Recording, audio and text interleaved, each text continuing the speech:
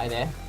Today is gonna be pretty uneventful because we are gonna finish up the UI upgrade system that, or rather just the window that I was working on for the past 2 streams. Initially I was planning to finish up the rest of the UI window over the course of the week so that today I can focus on content creation. But as usual, I got busy with a whole bunch of other things, so I didn't have the time to work on the Vampire Survivor series at all. So I was hoping today I can finish the coding, then I can work on the article, and probably I won't be able to finish the article today, but let's say if it happens that I finish the article today, then we can start creating part 19. So initially I was working on the enemy spawning system for part 19, and halfway through there was a Patreon who reported a bug with the UI upgrade window, and the bug is that if you were to level up to the point where you have 6 items and 6 passives, you would not be able to click on any of the passives. So, sorry, any of the passives or the weapons that already have 6 slots. So I deployed a fix for him, but after I started fixing it, I realized I saw all the ways that I could improve upon the UI upgrade window, and I started working on that, and it cascaded into all these different streams. The reason for that is because I thought it was going to be simpler to upgrade the UI than it actually was, because the UI for the upgrade window is tied to a lot of other scripts, like for example the game manager. So I'm gonna sort all of this out today. In the last stream, we managed to sort out the new UI system. It's dynamic now, so you can choose how many upgrades you want to show. Then now the issue is just we have to link it to the rest of the program. Like, we have to update the game manager to use this new upgrade window instead of the old one, which for many intents and purposes were hard-coded. So let's just jump right in, and I'll show you where I left off last week.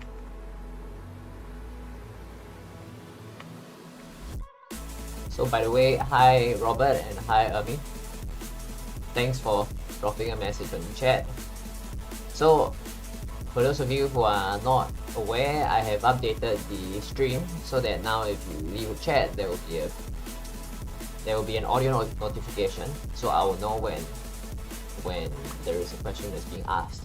So I will respond to you. I will not get lost in my work, but otherwise the stream is going to be pretty uneventful. It's just gonna be a lot of me coding and of course nice music in the background. So let me just pin something on the chat.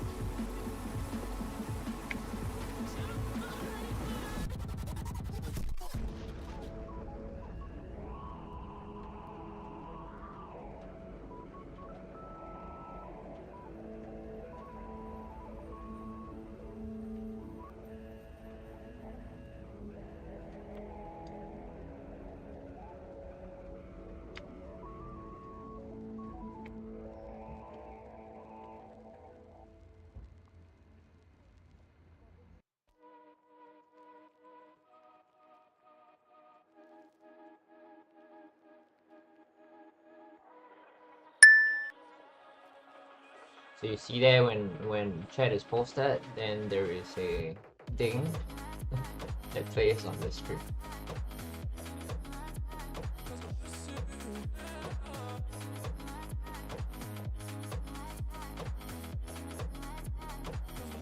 So this is where we left off in the last stream. the upgrade window is pre-code, and you can choose how many upgrades you want to put in. So then we can tie this back to the luck stat later on, because the luck stat controls whether you have 3 or 4 upgrades, right? So then we can actually get that part working as well. So when we level up now, you have 4 options. Problem here is that the first option doesn't upgrade, so doesn't update, so only the other options do. And of course, the level up window doesn't contain all of the boxes inside itself, so we have to make sure that the options size themselves accordingly so that everything fits into the box. So for that, let's go back to the UI upgrade window and see where we left off. It's been a week since I saw this code, so it's gonna take me a while to get up to speed with the code again.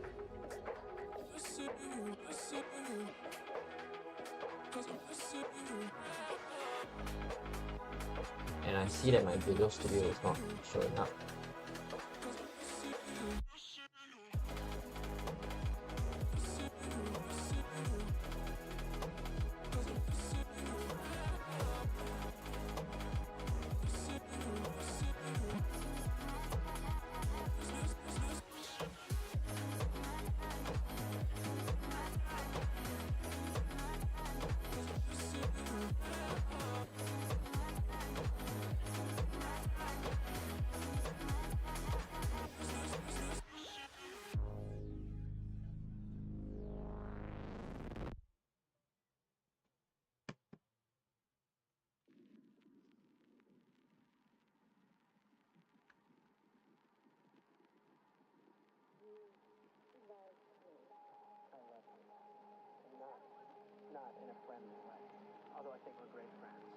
So I recall there was an issue that I had to fix. I found it the last stream, but I had to fix it, and I forgot what the issue was now. I think it's inside player stats, because it has to do with the leveling. It's play inventory.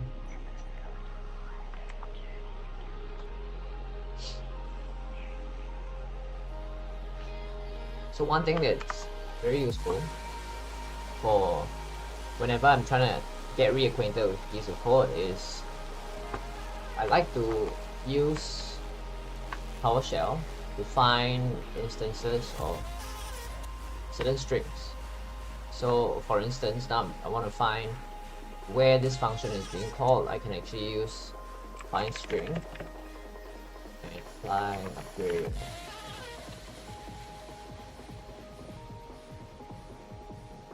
And this tells me all the scripts that are using this function. Clearly, I don't seem to be finding everything here.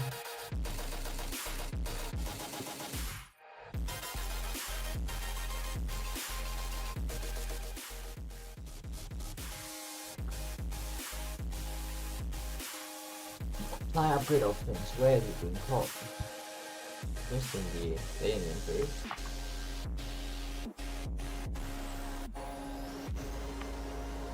Remove and apply upgrades.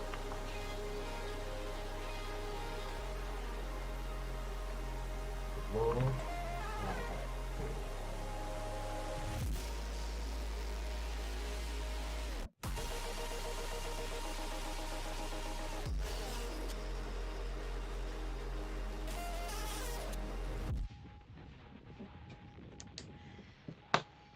That's under the game manager, right? So that means we have to hit the game manager, remove and apply.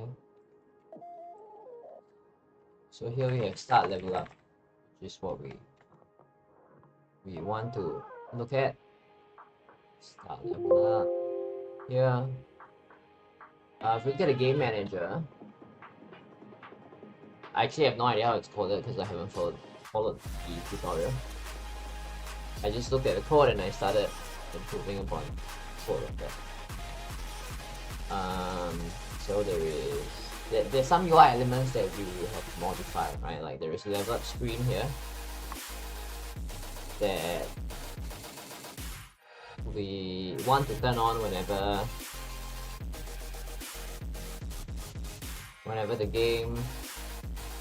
we level up. And I think this is fine, actually this system is fine. Just turn on the level up screen.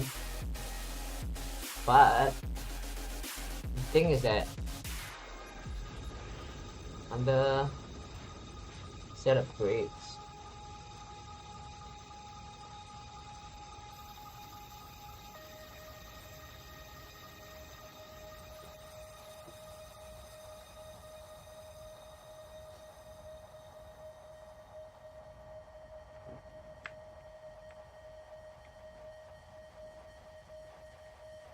the first upgrade is not being found.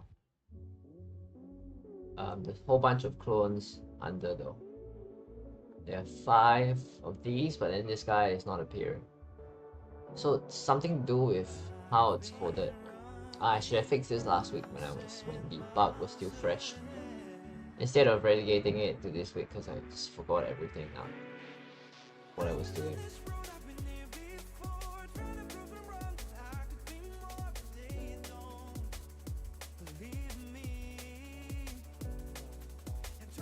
Start is called before the first spring.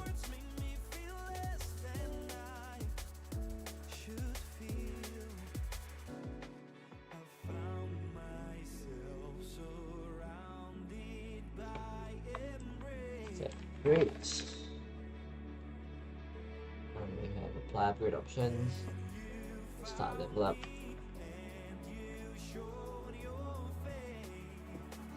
Level up screen.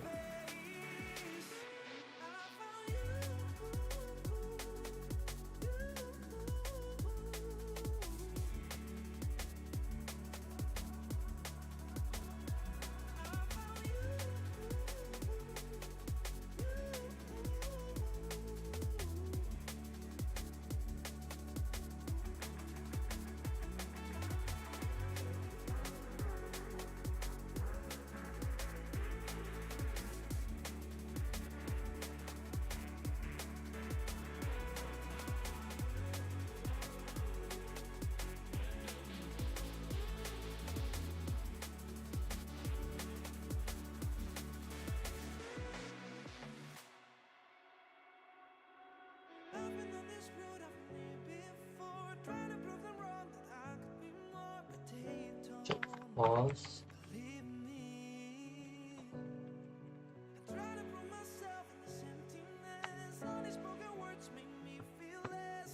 Maybe we can retool the update a little bit here for the game manager.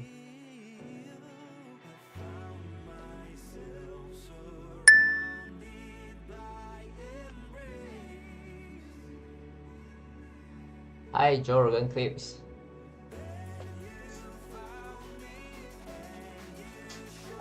Will I be doing Don't Starve? I'll have to play the game first. I haven't tried the game, so I have no idea what it's about. So I'm gonna play the game first, and I'll let you know about that.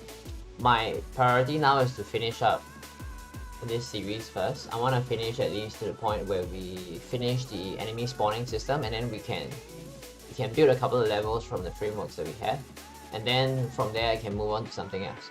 There are a couple of other things that we can do for this project as well, but after I finish the enemy spawning system, then I'll see what else I want to work on. So if Don't Starve is whether how I plan it will depend on how simple the core mechanics are to implement as well. So I have the game in my PlayStation. I just have never tried it for all these years, you know? So I'm gonna go and try it. So it's cool to see some of the clips, Joe Rogan. Like when I first saw your channel handle and I saw Joe Rogan Clips Official, I was like, wow, Joe Rogan is commenting on my stuff. Thought it was pretty cool. And I think clipping is a very fun thing to do. Like Joe is a pretty cool guy, right? Like he's a very good interviewer.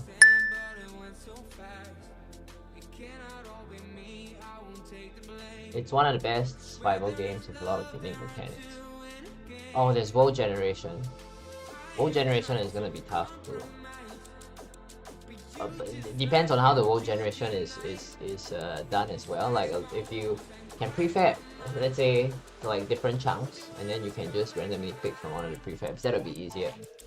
it depends on how random the world generation is. Like, for example, the world generation in our Vampire Survivor series is just a bunch of prefabs actually, and you just randomly pick a prefab every time you new generate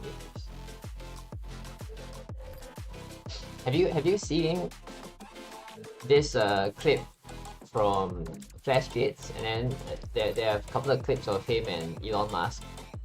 It's pretty funny.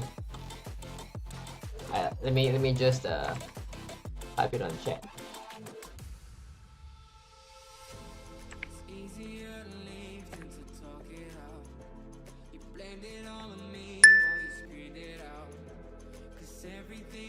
So I follow MMA, so I watch a lot of Joe Rogan when I was younger, and so I know what he does. And then there's this Flash Gates, this cartoonist who makes parodies of all kinds of everyone. He makes parodies of celebrities, of pop culture and everything. And he has some videos about Joe Rogan that are pretty funny, and I think if you follow his podcast, you will love those videos. So thanks for saying hi. I will update you probably on the comment on the Cartoon Toyland video comment, and like with my plans, it's probably gonna take a few months to come to fruition. It's gonna take a while. So I have to first play the game first, and yeah, we will see where that takes us. And if I enjoy the game, then I may end up streaming less. Nah, just kidding. Probably not gonna end up streaming less. Work is the most important. Yeah.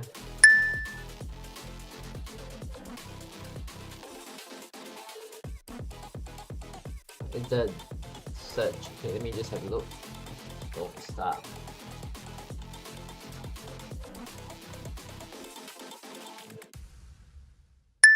I bought the game off a sale a while ago, like 5-7 years ago.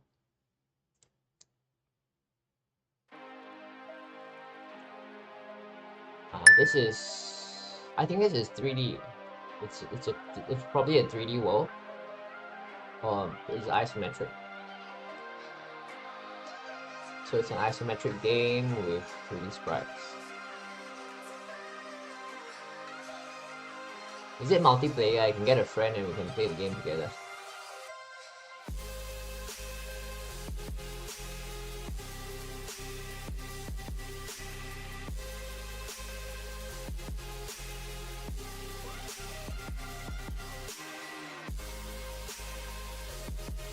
Okay, I will check it out and I'll let you know about it.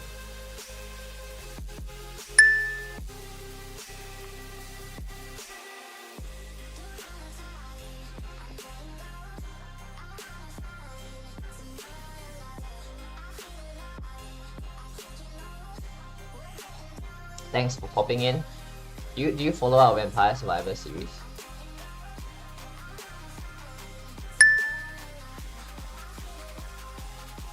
The original one isn't, but there is specific Don't Starve Together, which is...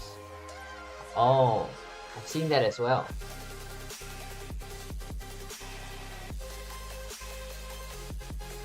Okay, gotta put that on my list. I'm currently playing like a bunch of really boring games. Like when I get like half an hour a day, or like half an hour, like 1 hour a week, and then I'll just like play this. It's a game where you build cities and stuff. Enjoying how slow it is, you know.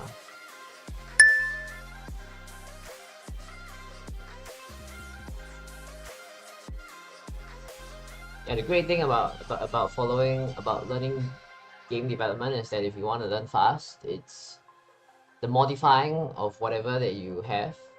That at least for me, like how I learned games development was that I had a game and then I tried to mod it. So I was creating mods for Warcraft 3, and that was where I learned most of my coding stuff. So I followed tutorials as well, and then I just modified those tutorials. Okay, you have an amazing day too. Have a good rest. Thanks for popping in. I'll let you know about those stuff.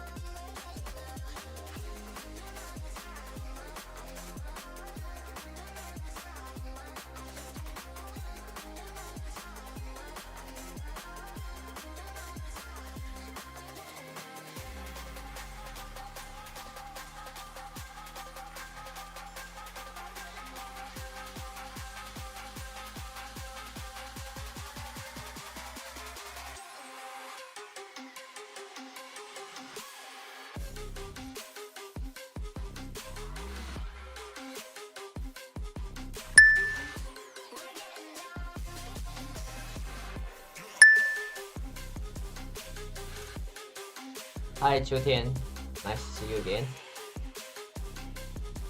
Thanks for popping in. No, there's not much to follow on the stream. It's just me coding. I guess be more beneficial if you.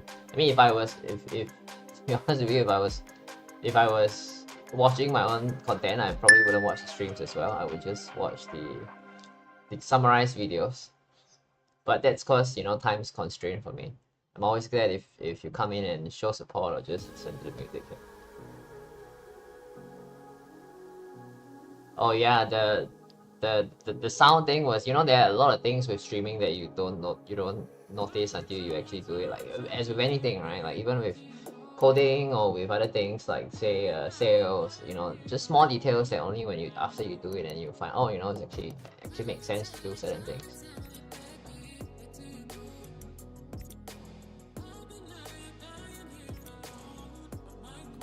So I'm trying to move the code here somewhere else.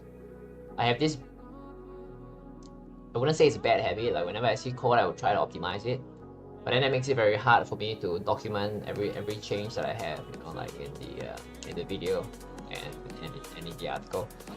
So I've gotten to a point where I'm hesitant to optimize the code too much, but then sometimes when I see code that I know I can optimize a little bit more, I just get this itch, even though I know that it will cause me a bit more trouble when it comes to writing the article later on.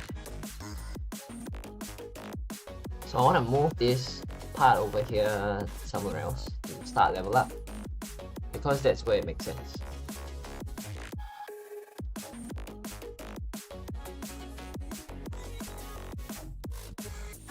But then again, you know, like maybe we shouldn't change this because it may affect the game in ways I don't expect. So we'll come back to the game manager again. Let's look at start level up.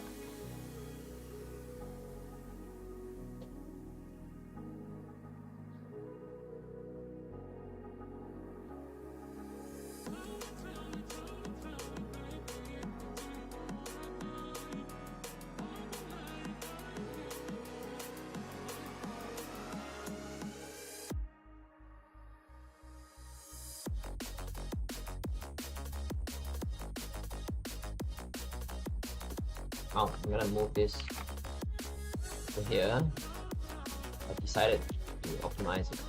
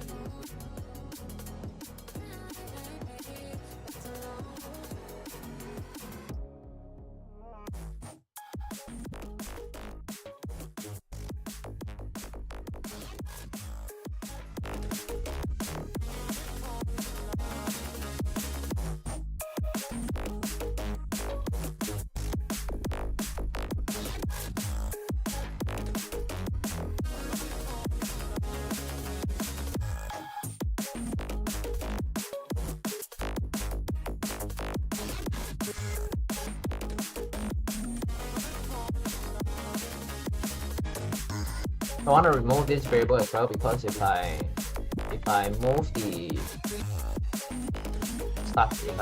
initialization of the upgrade window into the start level up function, then I don't need this to check whether the upgrade window is open anymore. So I can remove this, and over here I'll just leave it like that, so it's just a break. And check for pause and resume, update stopwatch, check for pause and resume.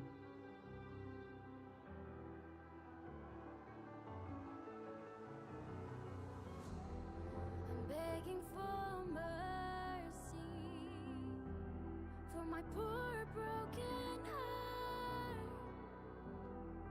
Another door closes, and I'm left in the dark. Long time I've been alone, the pain can be undone, the scars within our words. Long time I've been alone, the pain can be undone, the scars within our words. I can't do what I've done to not get looked upon. I've gone to breaking point. Can you hear my cries at night? There's nothing left for me to do. My broken soul I need to ignite. It's the peace that I pursue.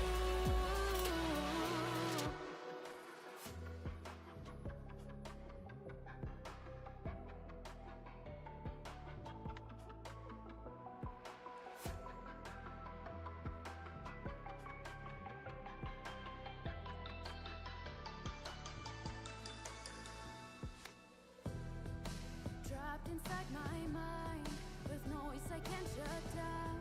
I feel pinned to the ground. Trapped inside my mind, in a point of no return, I start to come undone. Time wants me succumb, the pain makes me go numb, the scars within our words. Just tell me what to do, I need some help from you. I've come to breaking point. Can you hear my cries at night? There's nothing left for me to do. My broken soul I need to ignite. It's the peace that I pursue. Can you hear my cries at night? There's nothing left for me to do. The past gave me a strength to fight. It's about to be consumed.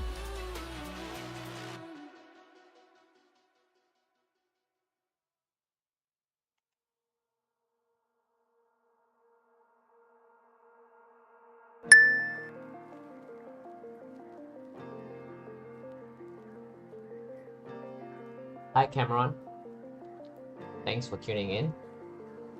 I'm just working on optimizing the game manager script now. I was working on a new UI upgrade window, and that, okay, I can't show it to you now because I have some errors from optimizing the code, but after fixing the bug that you mentioned, I thought I would just recode the UI upgrade window so that we could accommodate having different numbers of slots for upgrades. So we always have 4 slots, right? So I'm trying to change that by coding a separate window for that, and you can control that by just calling single functions. Because I have this OCD where once I start looking at code, I can't help but look at how I can modularize the code more. So I was planning to work on the enemy spawning system, but halfway through I just looked at your bug and then I just snowballed into this. So it's gonna make the whole thing easier to use as usual. Then we'll see whether after that we'll go back to working on the enemy spawning system. So I'm hoping to finish everything by the stream, and then I can start writing the article and pushing out part 9. So thanks for pointing out the bug. I thought that was a really helpful thing because I didn't notice the bug myself. I didn't play the game for that long. So I'm just looking at how else I can optimize the game manager, because I think there are certain things that we can improve upon.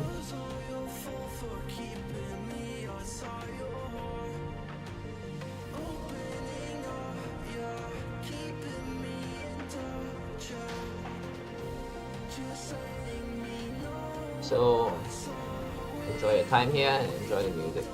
If you have any questions, feel free to post them in the chat.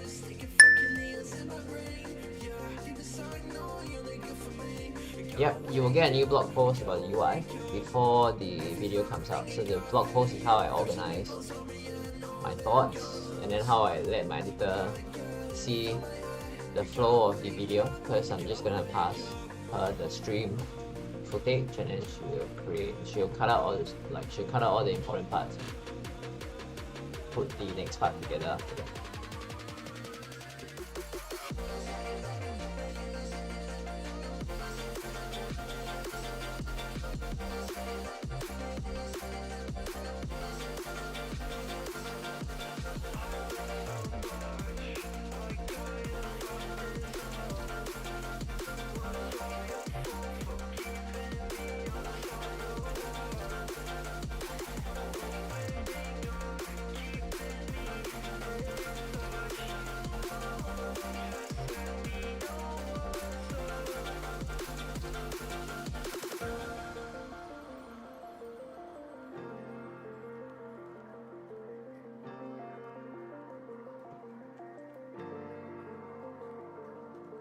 Game over.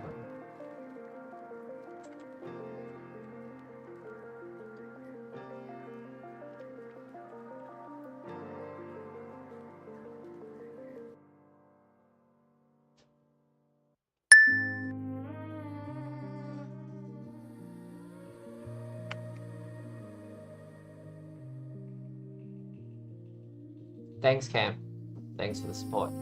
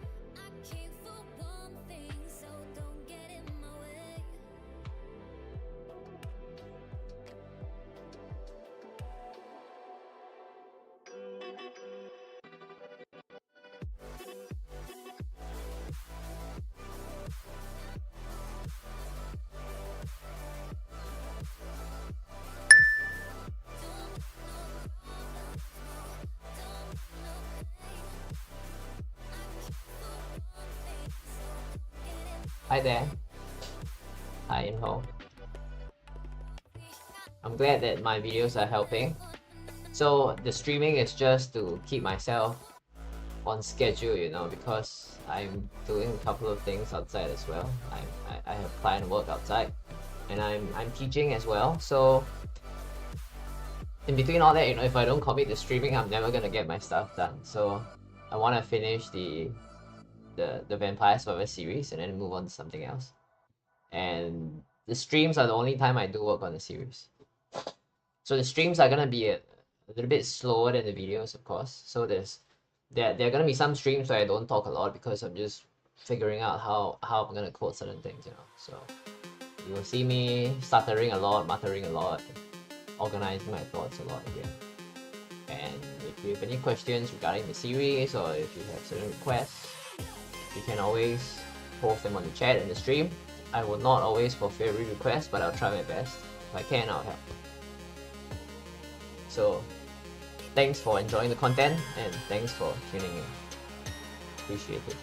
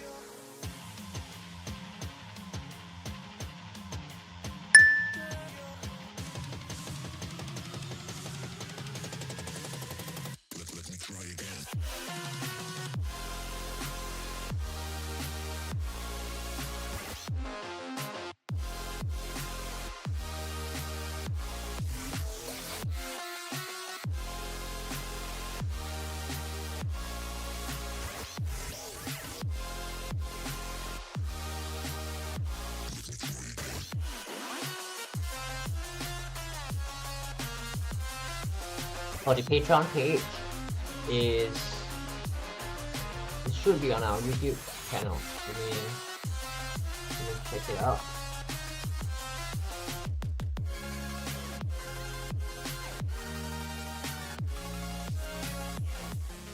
So the Patreon page is, so if you go to our channel page, you can find the Patreon link over here. So in the Patreon, you can find all our project files. So some of the project files will be for everyone, and then some of the project files will be exclusive to Patreon subscribers. We also have a forum. If you are interested in asking, if you want to ask questions, either you can drop a comment on our YouTube videos, or you can go to our forum, which is inside our blog, and then you can find the community forums on the top right corner over here. So the forums are better for asking questions because you have the ability to post images and post codes as well. Whereas in YouTube comments, you can't post images and it's a little bit hard for you to post code, right? Because of the formatting and stuff. So the way the comments are formatted are not conducive to posting code. So you can check out the forums as well to see a list of the issues that people have run into, and sometimes that can help with whenever you run into a bug with the tutorials.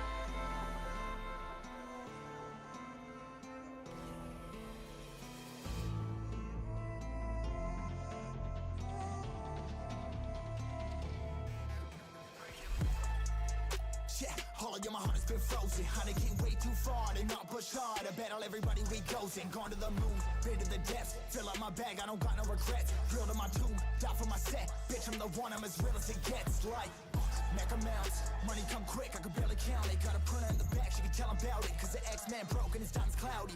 We gets loud, yeah, we gets rowdy. See your chick and she say howdy. Sit that ass up in my Audi. Hit my crib, now we rerouting. Shit. I ain't gon' lay down, I ain't gon' drop. Never lose hope, no, I ain't gon' stop. Tell 'em we focus, turn it back hopeless. I ain't gon' lay down, I ain't gon' drop. Never lose hope, no, I ain't gon' stop. Tell 'em we focus, turn it back hopeless. Making my way now to the top.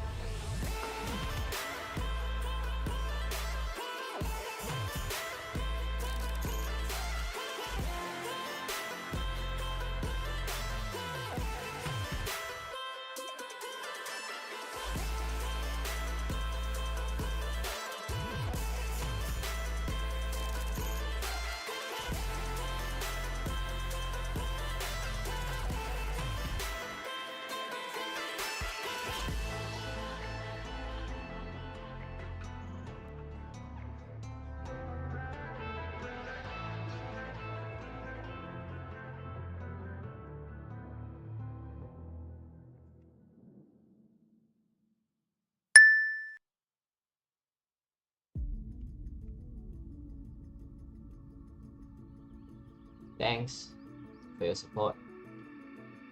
So you can hang around and enjoy the music, and if you have any further questions, I'll be here to assist.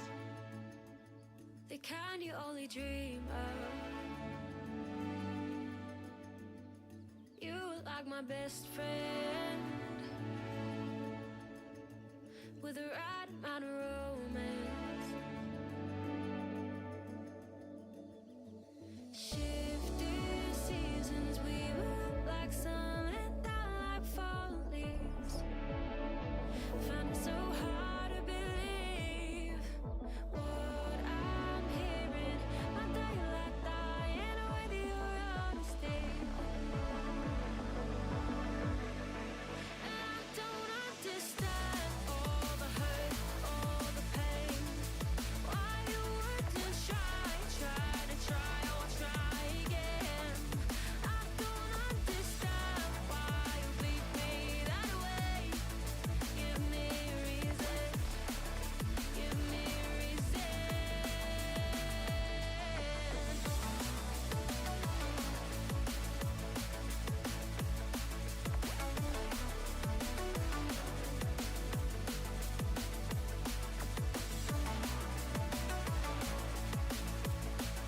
Give me a reason, a reason. So as I'm putting the contents of the part together, I'm also going to document my thoughts on the blog.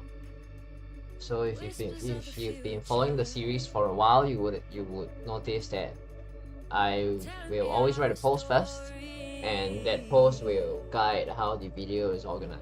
So what I'm doing here, let me just check whether there are any new posts for posts. sometimes things get into spam, and I want to see whether I missed any.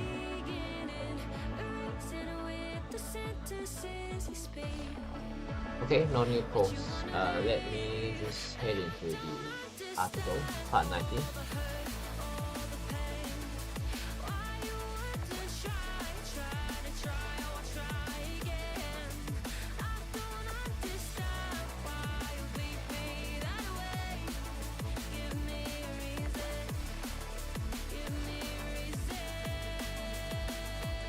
Okay, this is probably gonna become part 20 instead. This part 19 is gonna be about the UI upgrade screen.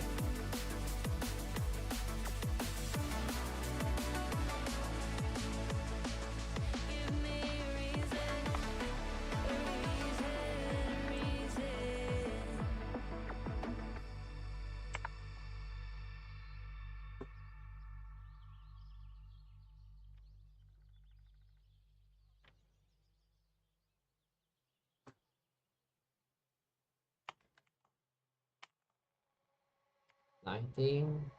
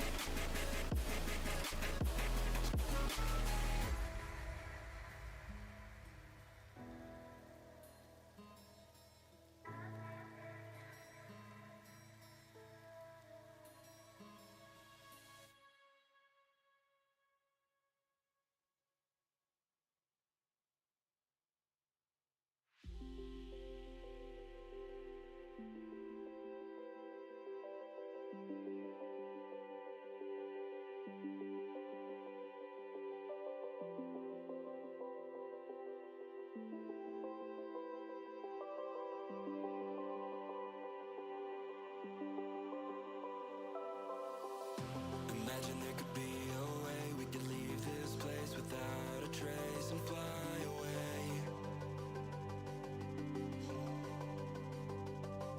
Imagine there could be a way nothing can make us stay and endure the strain for another day.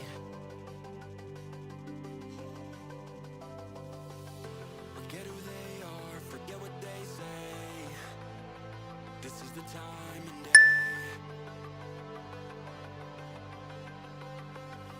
No words can hold us down, no words can make us stay. Yeah, we will I tested performance comparisons versus number of enemies on the screen. I've tested up to a couple of hundred, a couple of 100 plus enemies. I haven't done a lot of enemies.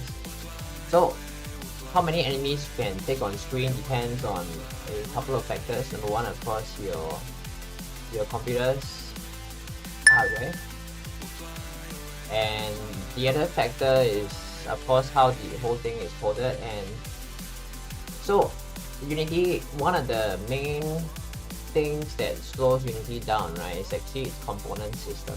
So we're gonna release a video summarizing how Unity works in general in a couple of, hopefully within the next week I can release that. So we are in the process of editing the video. So one of the things we talk about in the video is how Unity is made of game objects, and basically you have different game objects and you have components added into these game objects, and these determine how the behavior of it determines the behavior of like a particular game object, a particular object in your game, right? So this system actually slows the processing power of Unity by a lot, but you know, our game is not, because it's 2D, number one, so you don't have to deal with polygons, and you, even with this, should be able to easily handle a couple of hundred enemies simultaneously. So of course there are optimizations that we can do. So if we run into a brick wall in the future, because once we build the enemy spawning system, we'll be able to spawn a lot more enemies, and we'll be able to spawn enemies in patterns as well. So that will be after I'm done with this part. So during that time, I will reassess the performance components of this game. So there are a couple of parts to this series, and the progression is a little, because in the beginning of the series, Xavier is the one who worked on the series. So he and I have slightly different coding styles, and his priority, we have different priorities as well when we're coding, because his priority is more to simplify concepts, right, to a point that a beginner is able to learn them. As for me, so when I took over at part 13, and my intention was to make the system more robust. So you will see after part 13, the way that the content is delivered becomes slightly different. So with the first 12 parts, the focus is more on getting yourself familiar with Unity and getting yourself familiar with coding. And then from 13 onwards, which is where I start optimizing code, you will see the focus will be more on, you know, how to think about coding, how to organize your code, and how to structure your code in such a way that it becomes scalable. So you cannot decide whether you want to go with 2D, 3D, or 3D UDP. I think starting with 2D is always best. The reason for that is because with 3D, right, there is an extra axis with all the code that you're doing. So when you're coding in 3D, you will have to, like, your formulas become more complex. For example, when you're moving a character, in 2D it's just X and Y, right? So left and right, up and down.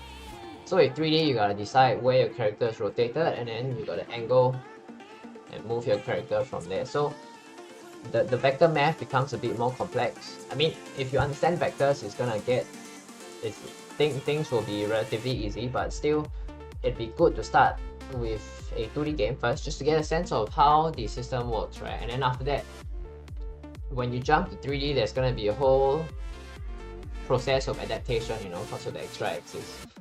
And of course, using Unity as well, like when you use it in 2D, moving things around is a lot simpler. In 3D, it gets a bit more complicated.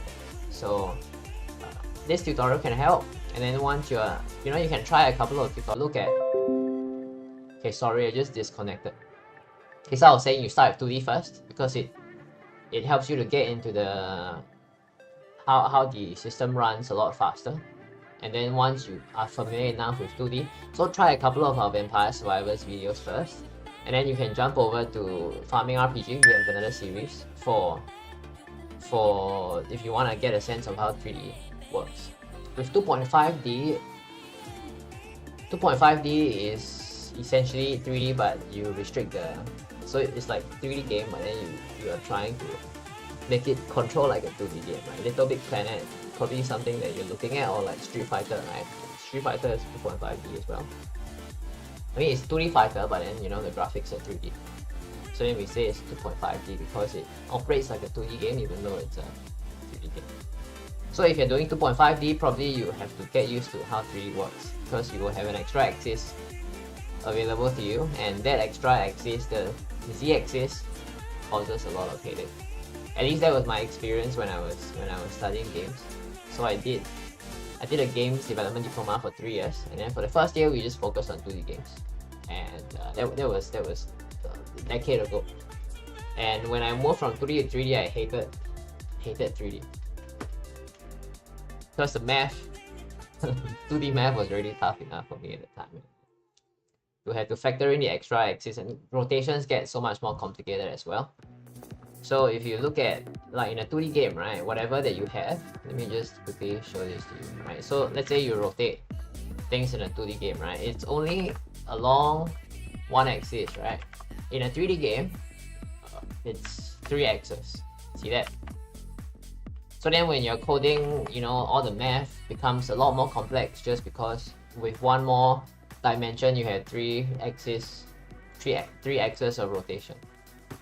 That was the main thing that caused problems for me in the math side of things.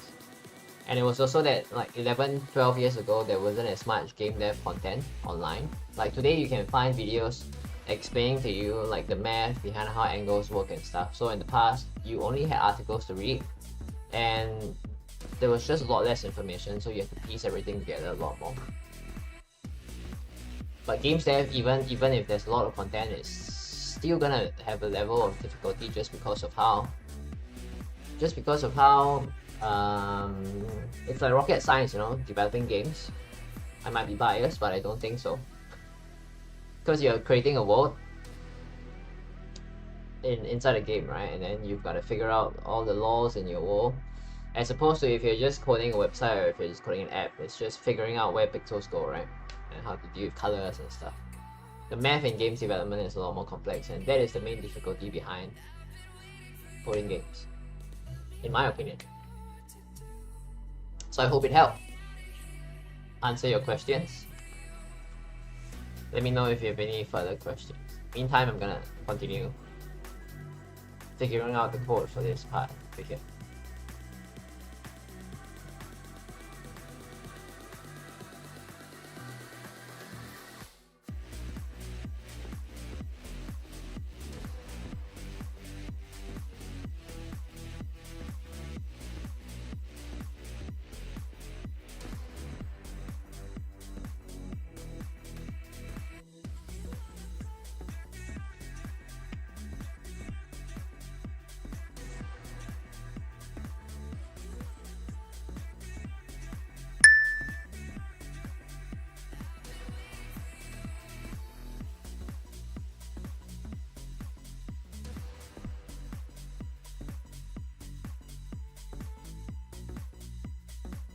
Oh, your career is from real systems, simulations, and robotics. So you deal with robotics like in the physical world. So you have to deal with like input output. The robot has sensory devices, and then you read from those sensory devices, and you code your robots to react to these sensory inputs. I'm guessing that's what it is. Let me know if I'm right. If you're from that field, I think it would be. Then I think coding won't be a problem for you if you're familiar with rotations and vectors and stuff. Because I assume if you're doing robotics, it's what you have to be familiar with, right? Your math has to be really strong. So then, like, one big barrier of coding games has been, it's not gonna be a barrier for you. The barrier is just gonna be learning how to use Unity, like the tools, all the buttons that are available over here. I think that's the main challenge then. It's just like reading API from, I'm sure you have API as well, right, with your robotics programs. So it's the challenge is a different set of APIs.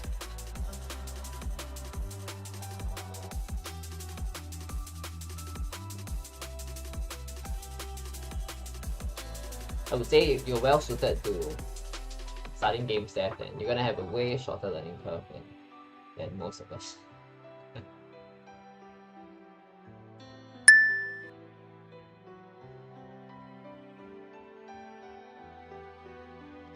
Ah, that's great. Quaternions gave me so much trouble. Like when I first started teaching, so I teach programming as well, in games development, and to explain what quaternions were is difficult, and the students always, you know, they see math, right? It's like they see a ghost.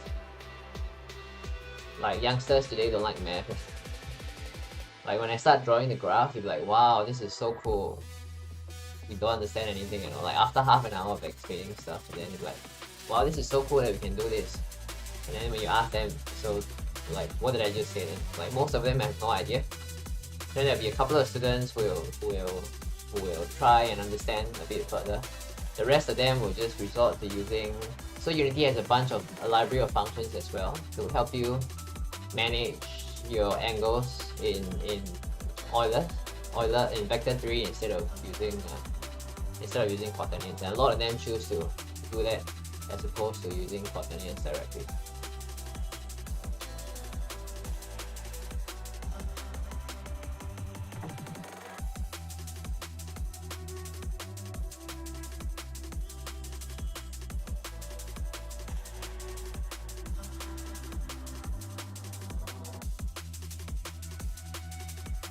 So what I'm thinking of right now is how to simplify this piece of script, because a lot of UI stuff, right, is actually hooked onto the game manager, and since we are modularizing the upgrade screen, I'm thinking about how I can modularize the rest of the screens here as well. So like the pause screen, for example, the result screen, for example, instead of having the game manager manage it, I'm thinking let's just have the result screen have a script that manages the results, right? I think it makes a lot more sense to modularize everything.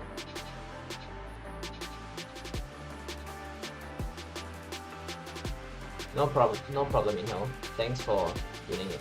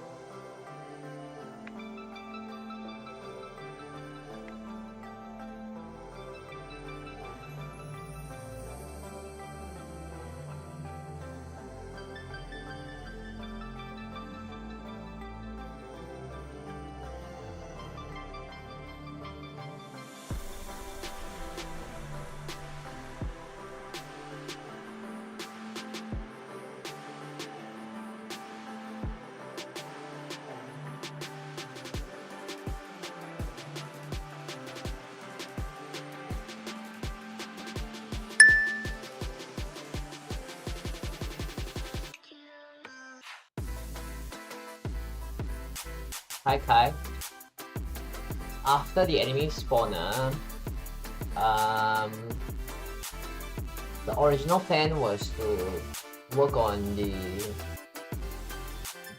map generate to improve on, to see after the enemy spawner, to see whether there's room for us to improve upon the map generation system. and from there are no plans afterwards, but some of the viewers have requested for us to implement the gold system, you know, then you have upgrades outside of, you know, like that are saved whenever you play the game, right? So the map generation and the what's the other one in the gold system, after I finish the enemy spawning system, I probably will try and package this whole thing into a, because so now okay, let me just start from the top with my thought process of this. So now the tutorial, right, is the series is getting more and more niche. What do I mean by that? So you have to have the patience to watch 20 videos. So that is like a bottom-up approach, right? When it comes to the way that the tutorial series is engaging viewers. So with every part of the video, we'll be getting less and less viewers just because people don't follow through with all the videos, right? So I'm thinking of creating another channel for people to get engaged with the series. And how I'm planning to do that is to package the whole thing as like a, this is how you can make your own vampire survivors very quickly. And so it's more of a top-down approach where you take the project files and then we'll create videos to show you how you can create your own weapons, how you can modify the characters, create new characters and all that stuff. So after we finish the enemy spawning system, my plan is to create a package like that so that there are multiple ways that this tutorial series can engage people. So if you want to learn games development from top down, which is you have the whole project and then you just start adding stuff, or you want to learn by seeing how it built the code from the start to the finish, you have both options. So that way it can help us to get more engagement as well, and engagement is always important, fortunately or unfortunately for us, because more engagement means more money, and more money means we can do more things, I can hire more people, and then we can produce more content at a faster rate. So once that's done, and we repackage the whole series, then I'm planning to look at map generation and then the gold system. So these will be again produced in two formats. So one format will be of course the bottom up approach, where you know we create the article and then the tutorial, that the video to talk about how the whole thing is coded. And the other part is just create videos to advertise, hey, this is how you create your own vampire survivors. Okay, like in a very fast way. So personally, I learned games development actually not from bottom up but from top down, because I started modding Warcraft 3. So I found top down learning to be a much faster way of learning games development, which is why I thought about pushing this as top down thing as well. I hope this makes sense, and if you have any particular feature requests, you can always go to our forums and post your feature request over there, or of course you can post it on chat. But forums are more frequented, so there's a higher likelihood of you getting your message out there. Like because on the stream chat sometimes you don't know, you know, like just because of the music I'm playing, some streams get struck off YouTube, so then we can't have them on the chat. Probably not a package on the asset store, it's just gonna be a package that we put on our blog. So it's probably gonna be, I'm planning to make it free for Patreons, like who have supported us for a certain amount of time, but otherwise, you know, we'll put a price tag on it. And then you buy that, and then we'll create videos to show you why you should buy it.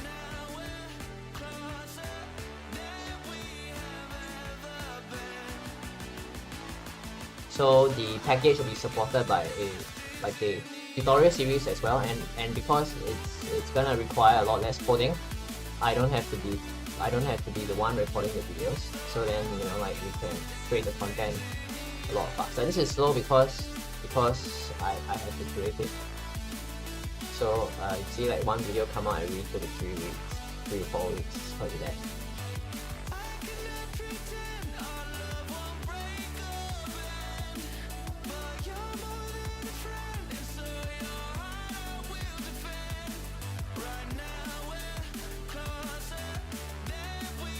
So I hope I answered your question. Thanks for tuning in and enjoy the music. If you're here for a while, I'm sorry if I sound like a broken record.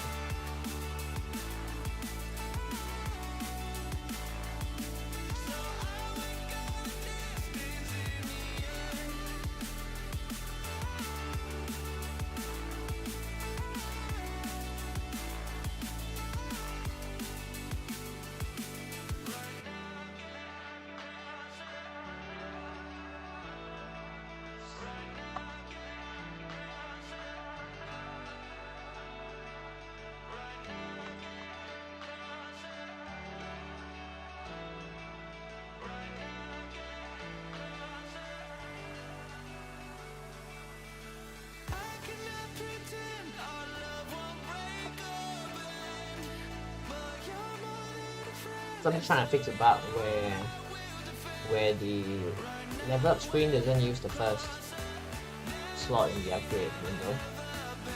I'm close to finding the solution to that. I just gotta actually find the bug.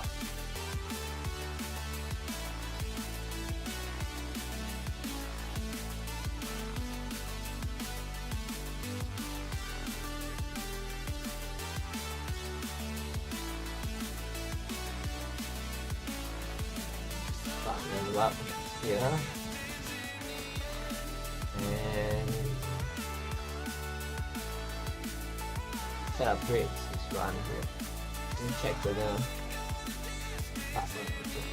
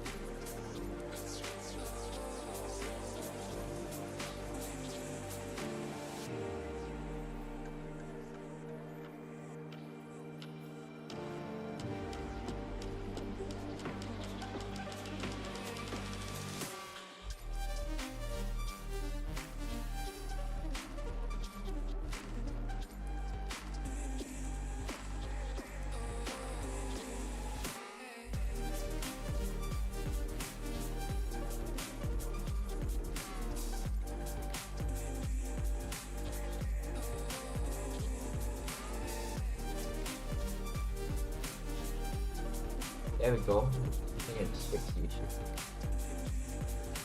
All I had to do was move this away. And everything would be fixed.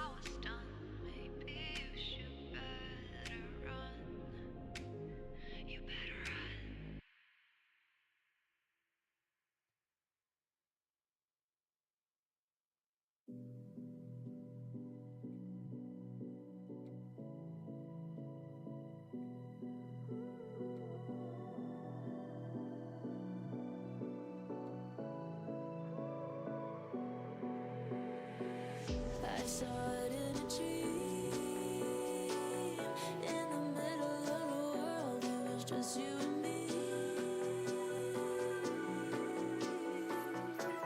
It all happens when the sky falls.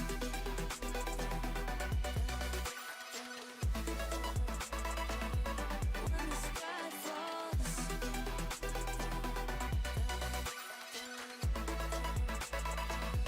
When the sky falls down. When the sky falls.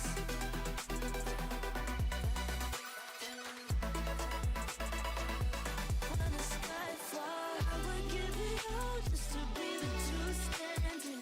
Never hit the wall if we hit the ground running. Answer every call just to be the one there with you. Oh, I saw a tree. You were staring at the sky, there was nothing between. Everything that we had, 'cause when the sky falls.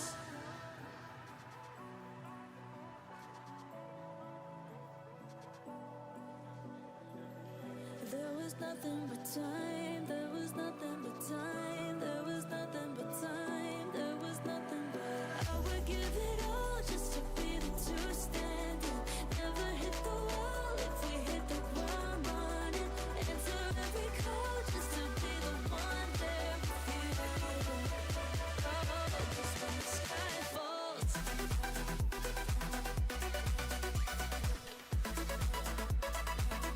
When the sky falls.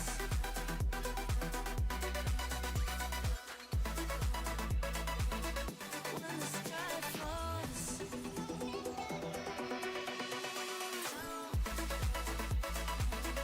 When the sky falls.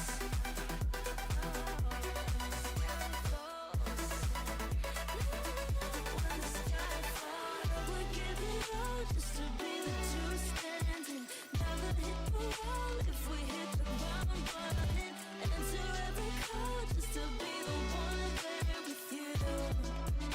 Oh, when the sky falls, there was nothing but time. There was nothing but time. There was nothing but time. There was nothing but. There was nothing but time. There was nothing but time. There was nothing but time. There was nothing but.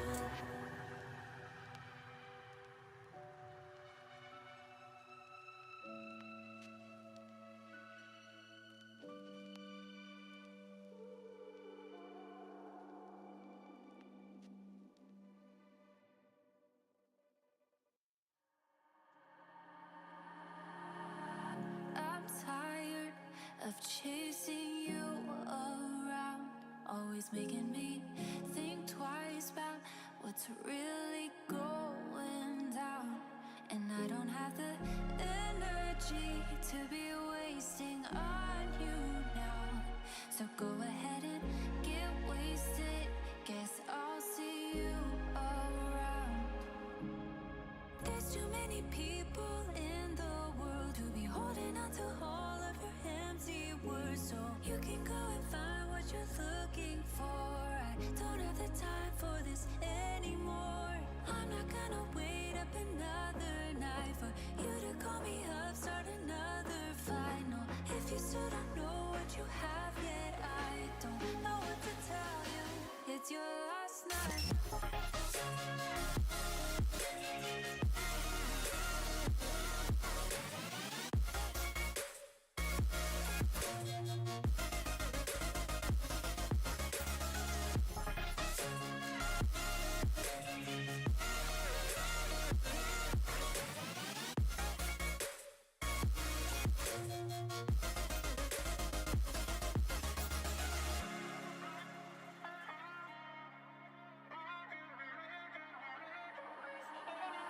I've had it, it's been too many months now that you've told me you'd figure it out. But tell me, what have you found? I don't have another minute to spend worrying about you now. So go ahead and do your thing, I'm throwing in the towel. There's too many people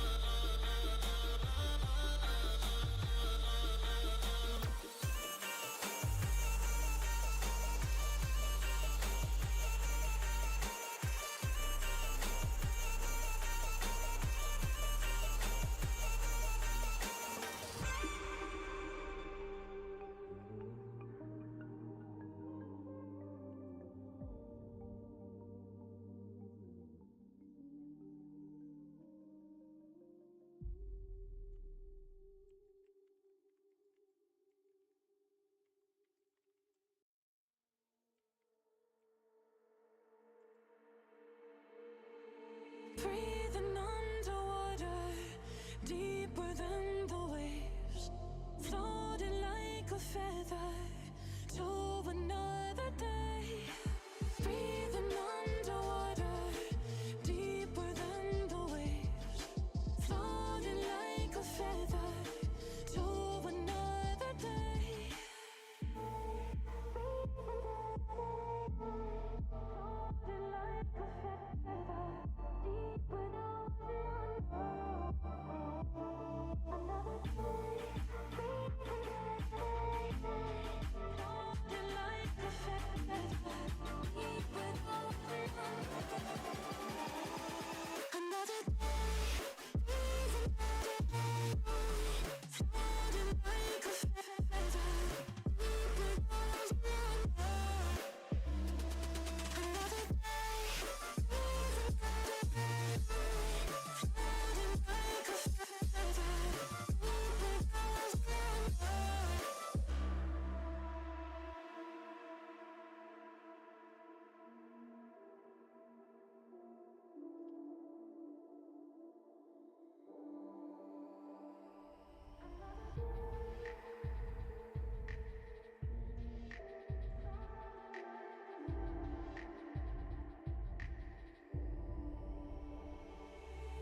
breathing underwater, deeper than the waves. Floating like a feather to another day. Breathing underwater, deeper than the waves. Floating like a feather to another day. Floating like a feather, deeper down another day. Floating like a feather, deeper down another day. Floating like a feather,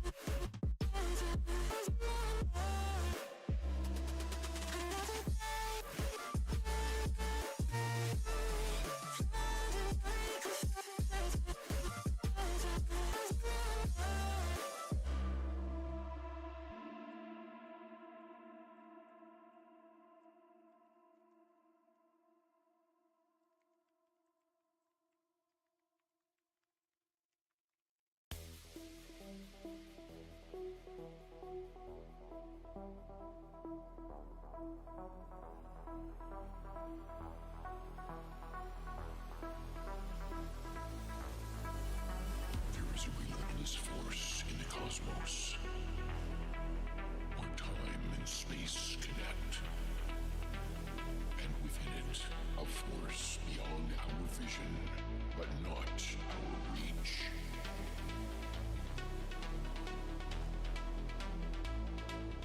It lies somewhere in our universe, causing ripples in time, where the here and now is infinite. A power that moves through space, devouring everything in its path. Now, you are now about to enter.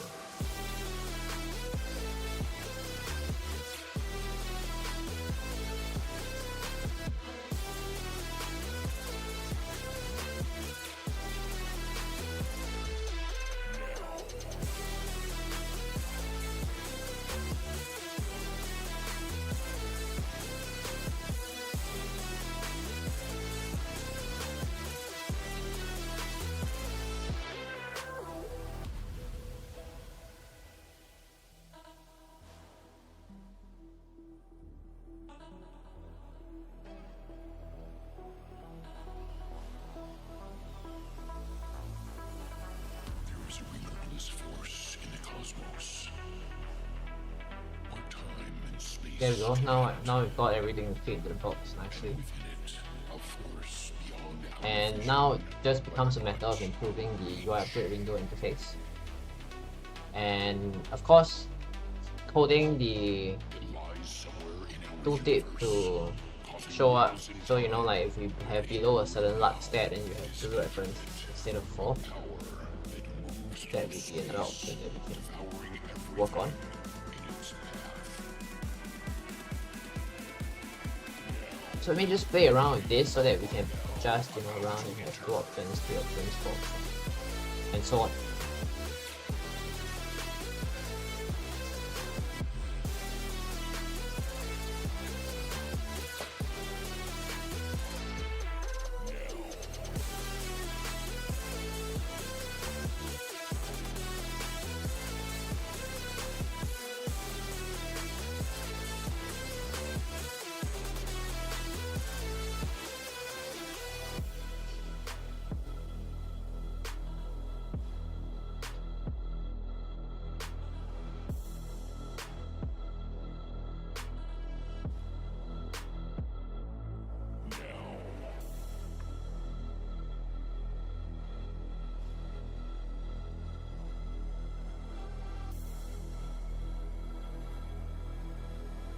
You are now about to enter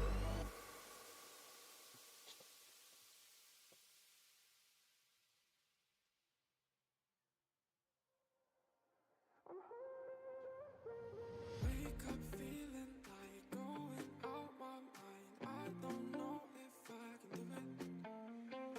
Lay awake at night, I feel left behind. I don't know how I'll get through it.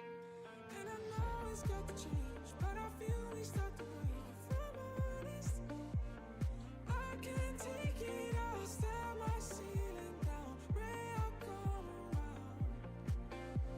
I'm holding on for dear life.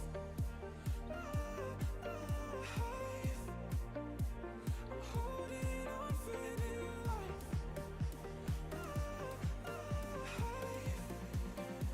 I'm holding on for dear life.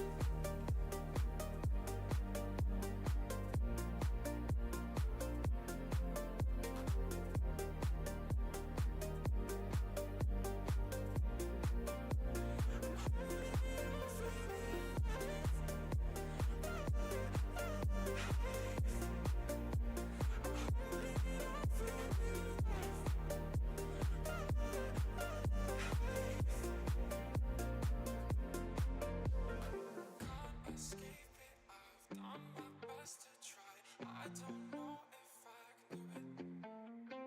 Time is slipping by. Doubts keeping me blind. I don't know how I'll get through it. And I know it's got to change, but I feel we start to break. If I'm honest, I can't take it. I'll stare my ceiling down. Pray I'll come around. I'm holding on for dear life. I'm holding on for dear life.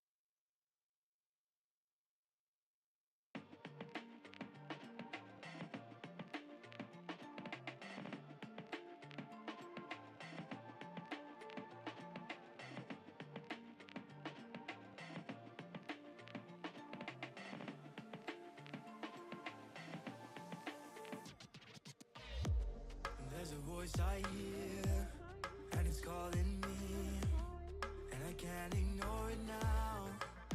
No, there's a world out there, and I'm gonna find it. Gonna search until I can't anymore. No matter where I go, no matter what I do, it'll always be there waiting for me.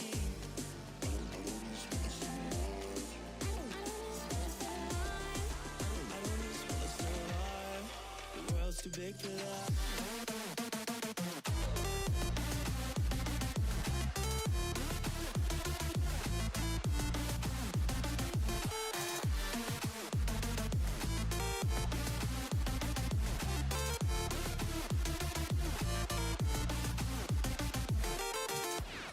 Now I'm running, trying to find my way, and I know that there's no going back now.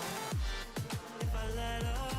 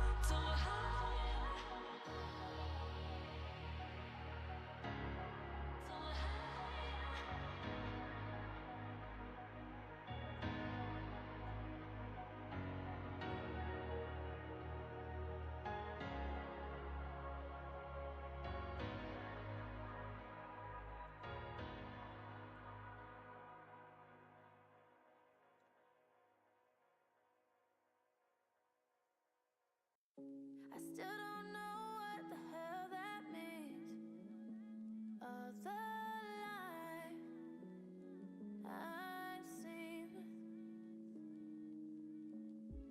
people with superhuman powers, under stories I read. When I've been fighting for it all my life, wasn't expecting all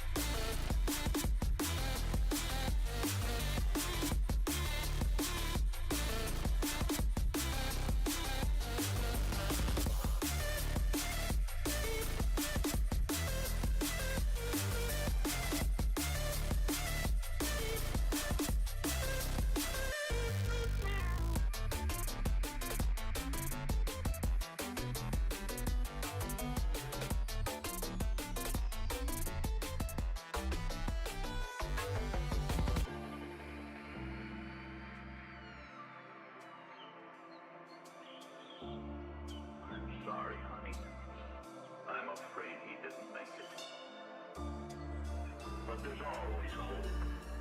Come, let's go inside.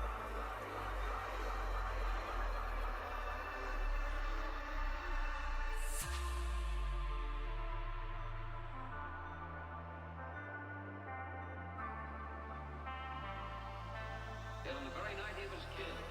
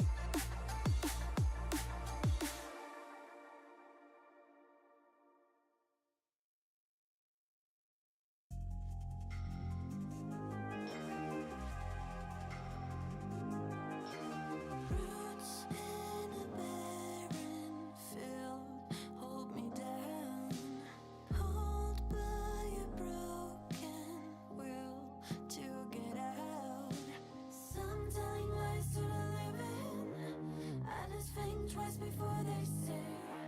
Speaking my mind to fight for change or run. Here's for the crazy. All I want to see is to see what I want to be. To feel free when I'm running down the street. Live my life how I like to live, not how it's meant to be.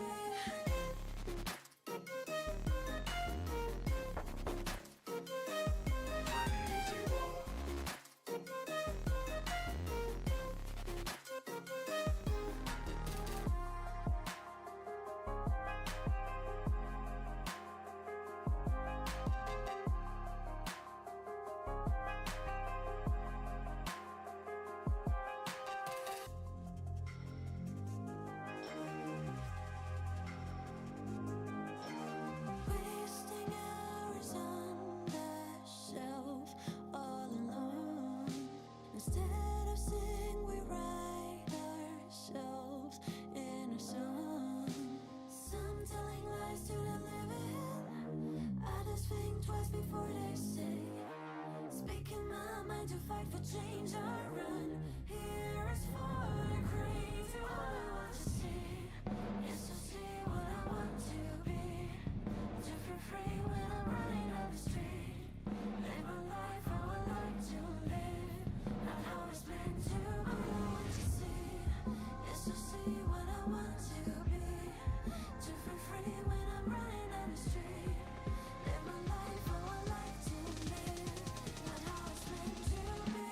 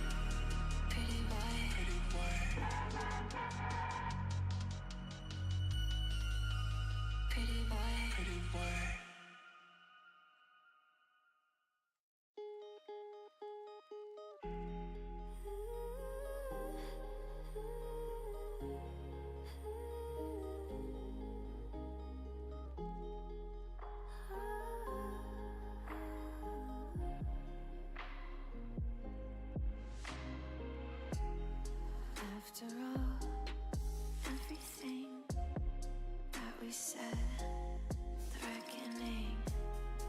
After all, the photos burn, the drafts I'll never read. Why can't you ever learn?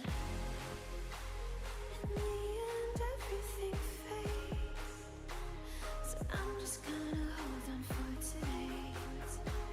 I'm sorry, my friend, I'll come and see you in the end.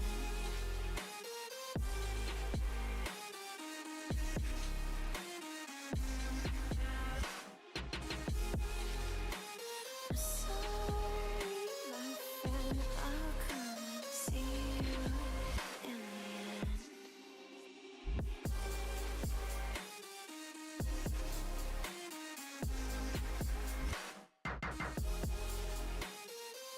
Sorry, my friend, I'll come and see you in the end.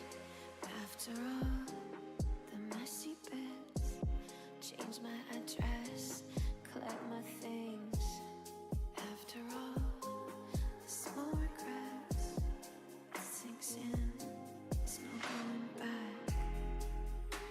In the end, everything fades, so I'm just gonna hold on for today. Everything's built to change, but in my mind we stay the same.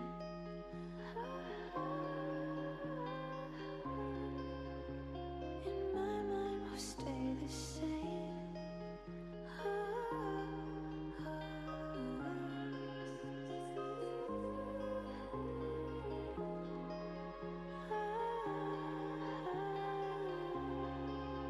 But I'm sorry, my friend, I'll come and see you in the end.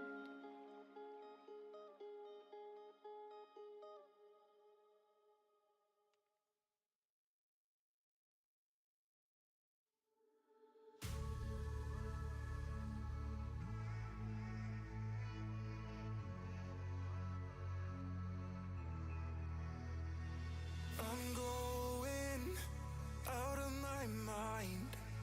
Cut me open now, let you inside in time. Cold blood from a heart made of plastic. It's broken and I don't know how to patch it. But I know I've never been the type to let you know what's on my mind. And that's still weighing heavy on my conscience. Flatline, they'll tell me I've lost it, and I won't have any words left to justify. But have I gone too far to go back now? Turn it all around, find what's lost somehow. 'Cause I'm wandering on this hollow ground, looking for some reason to let myself get out of my mind.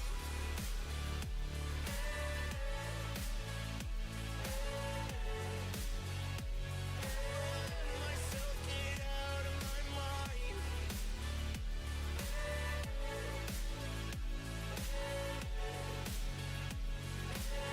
Myself get out of my mind. But I keep building walls around me, slowly growing out of reach. I become my own worst enemy now. 'Cause as all these shadows surround me, it's getting harder to breathe, and I can't seem to find my way out. But it's not like I haven't never been here before, and I won't be here again. No, I'm alright. Just got a little caught up in hoping that I still could pretend. If all of these walls came crashing down, still I wouldn't have to. Gonna go make myself some caffeine. It's the time of the day again, so it's gonna snap me back up. I'm almost there. I just need a little bit more inspiration, and caffeine provides that perfectly. I'll be right back. Looking for some reason to let myself get out of my mind.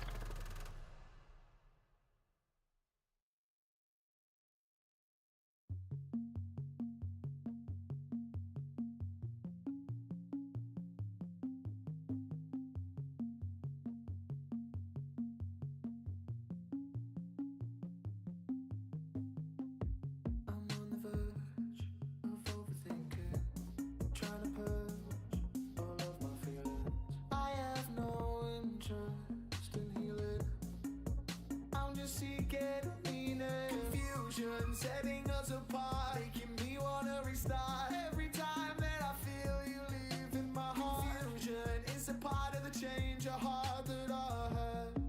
That I had. Oh, oh, yeah. I wanna be known. I wanna have fun without the analysis, yeah. I wanna be known if it means I stop the self-paralysis.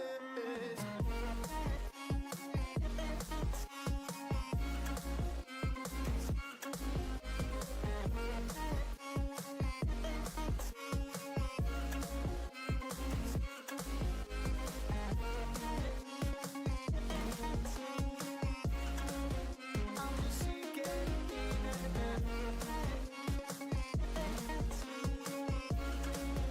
I'm just seeking feeling so detached. I'm attracted to the past and how what could have been. You're not impressed, and I have no interest in what I could be. Take me to ecstasy. I wanna be known.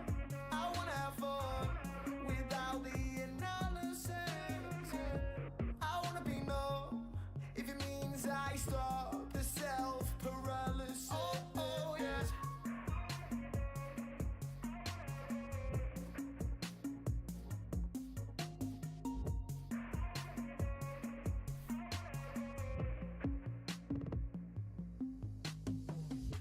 I wanna be known. I wanna have fun without the analysis. Yeah.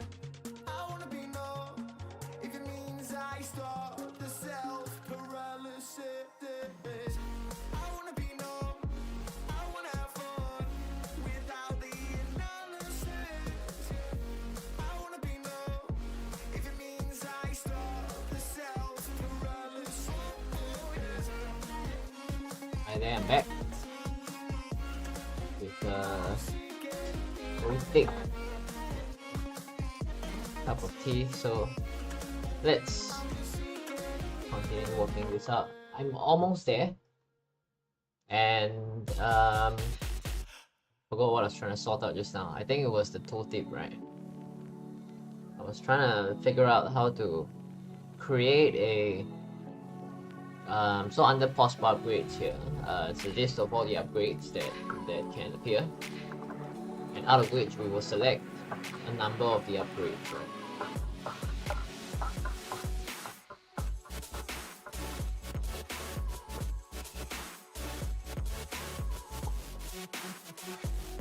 So this can just be a list of all the upgrades that we want instead of all possible upgrades. Then we can give a little bit more work for player inventory to do, you know. So, but then the question becomes, how do I randomly sort or reshuffle this list? Because there's no option to reshuffle the list, which is a little annoying.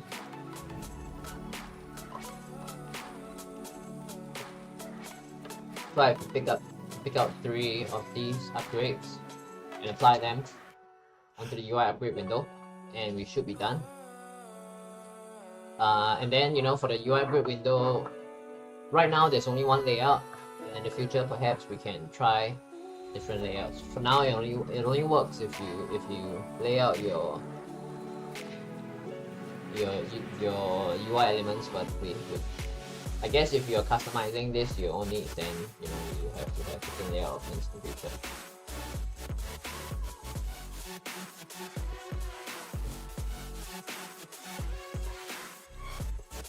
Tea is very warm, very hot. Just scalded myself. Drinking.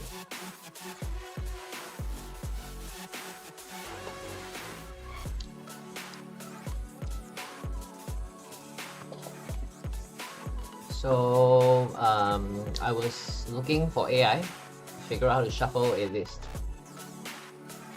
There is an enumerable order by method which sorts the elements of the sequence using a random number generator. Looks like we have to do it ourselves. Can't randomize the list. Can we do that? Random next.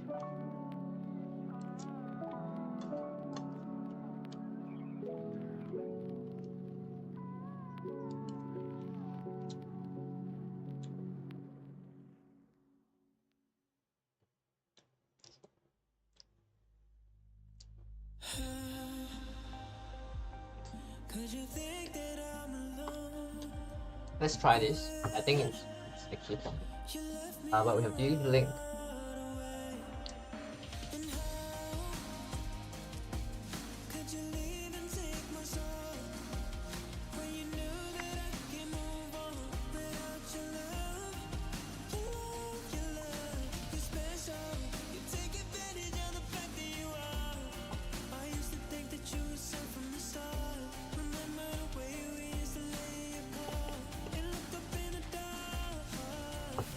Oh no, we can just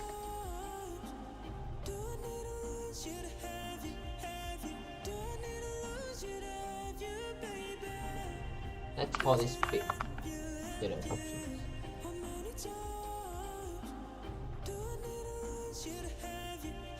And option height here will be max options.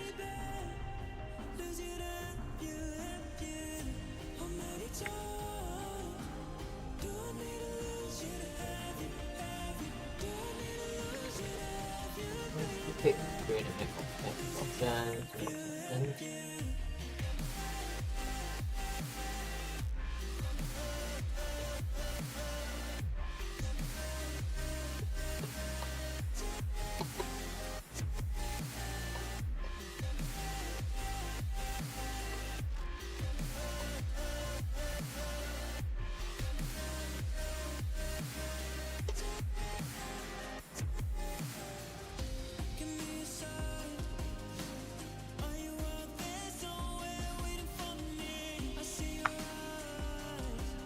Tick. One more tick. I think we got it now. Let's try this.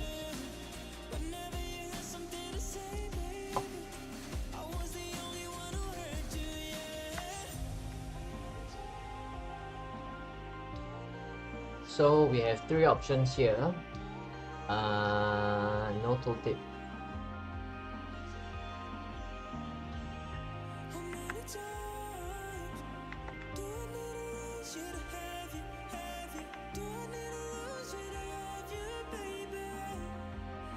Okay, I think we've got the thing working now.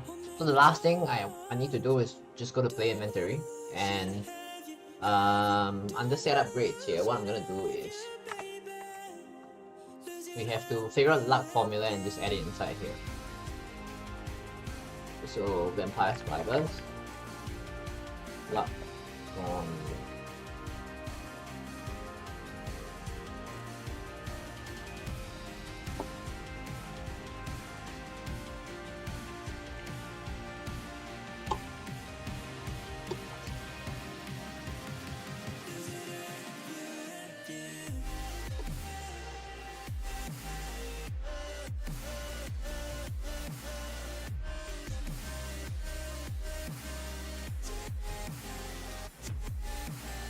what is the formula for getting pickups?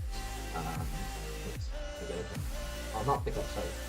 For getting 4 options. 4th level up option. Sometimes it's possible to gain 4 option choice. Item choices when leveling up. This depends on character's luck.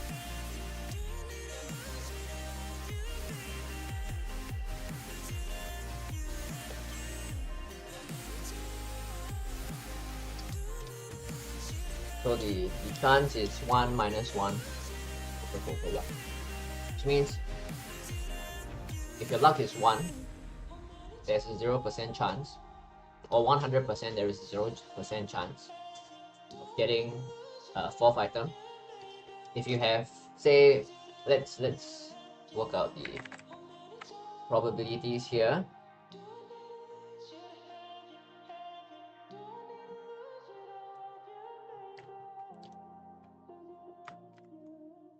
So if we have a luck of, say, so this is the chance of 4 items, and then this is 1 minus, let me just use the equation. So,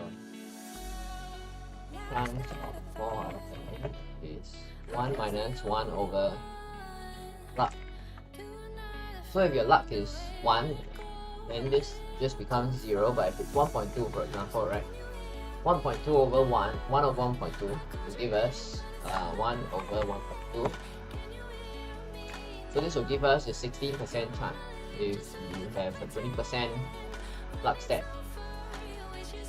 And if it's as it increases, of course, you have a higher and higher chance. This is a pretty smart formula actually. 1 over 1.4 is actually 28%. So then you will never get to a point where you have too much luck. So if let's say I have say 500% luck, then what I'll get is 1 over 5 is actually at a 500% luck stat you have 80% chance of getting the 4th item. So there is diminishing returns here with having the luck stat. So this is quite a well done formula. So I am thinking of how we can convert this whole thing into a formula, meaning we can expose the option so it becomes settable in the player inventory. The probability of getting X number of items.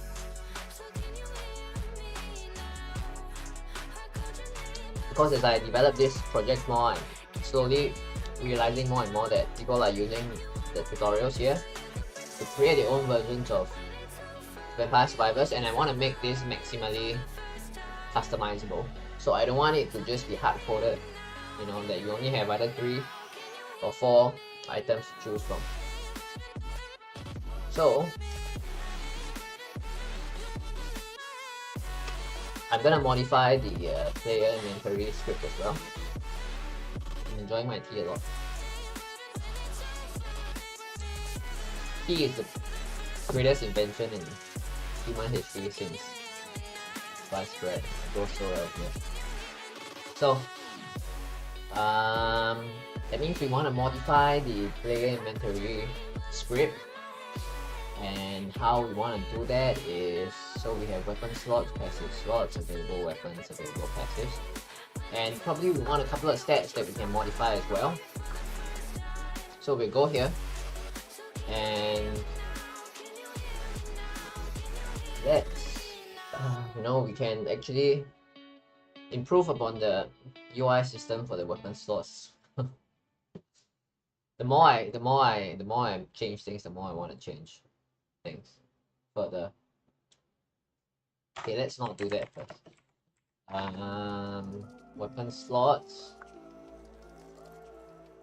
The slots are on the main UI, right? So let me just, where are the weapon slots again? The slots are on the canvas under inventory slots here.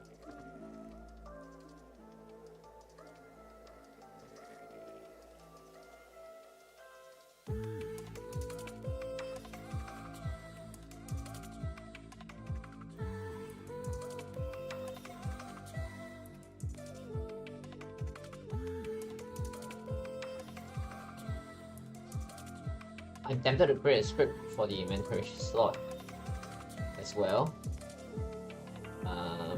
but I'll hold off on that for now.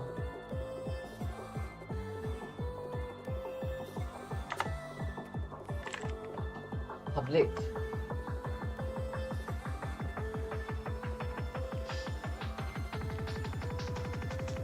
screen club,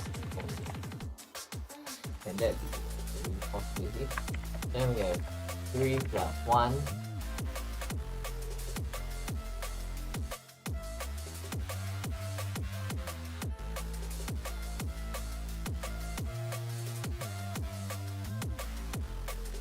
over, and this will be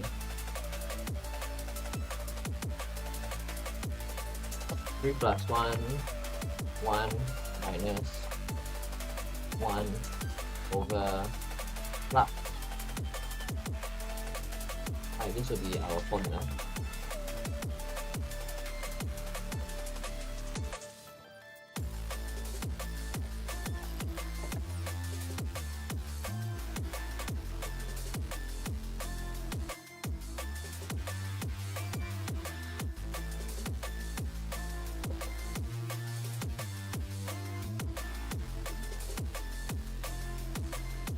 There's no built-in eval function in value strings.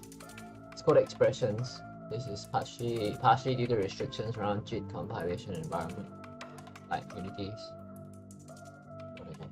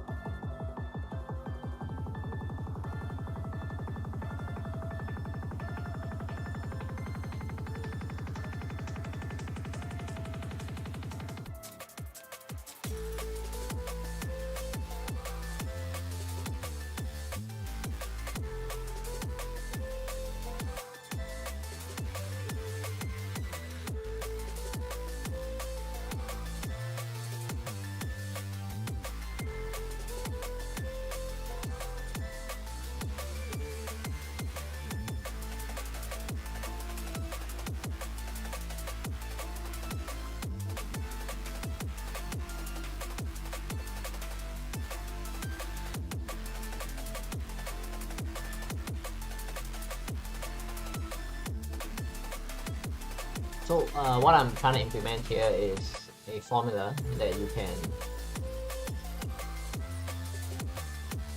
can apply to the play inventory script to determine what deluxe step, to determine how many upgrades there will be.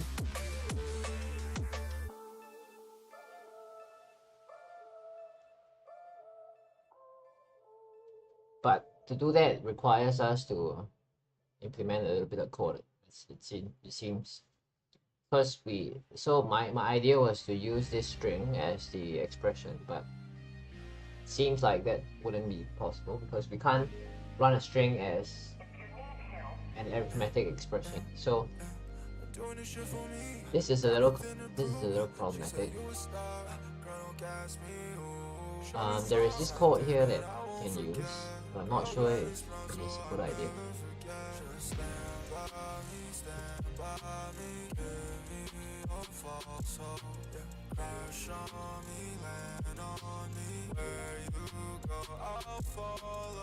Been having trouble trying to keep up with you, but it's always when I'm way too teed up. Been having trouble speaking whenever I see you.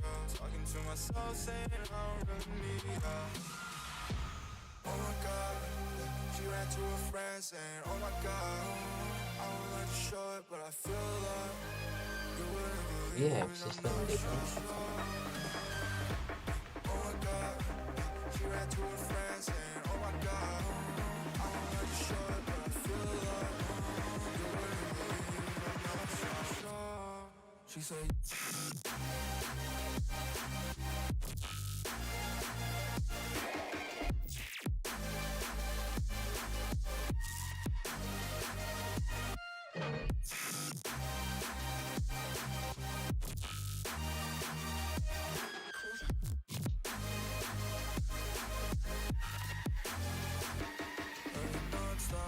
I could fix the pain with hella smoke, I'm never not high. I don't know another way to call it if you're not mine. I could never treat you like a hoe. Yeah, but treat you like a friend, not even close. I'm doing this shit for me, got nothing to prove. She said you a star, girl, don't gas me, ooh. Show me something that I won't forget. Girl, let me smell so I never forget. Just stand by me, give me a false hope. Crash on me, land on me. Where you go, I'll follow. Oh my god, she ran to her friends saying, oh my god, I don't like to show it, but I feel like you wouldn't believe it, I'm not so sure. She said, oh my god, she ran to her friends saying, oh my god.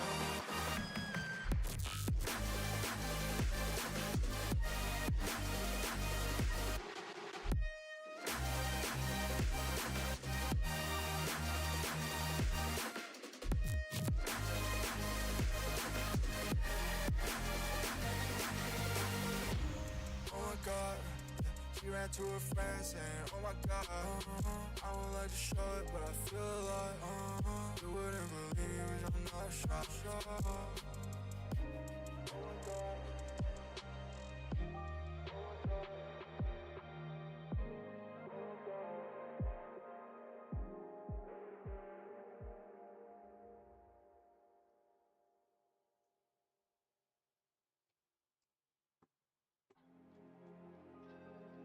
Another option is to use a graph to express the probability of getting a fourth item.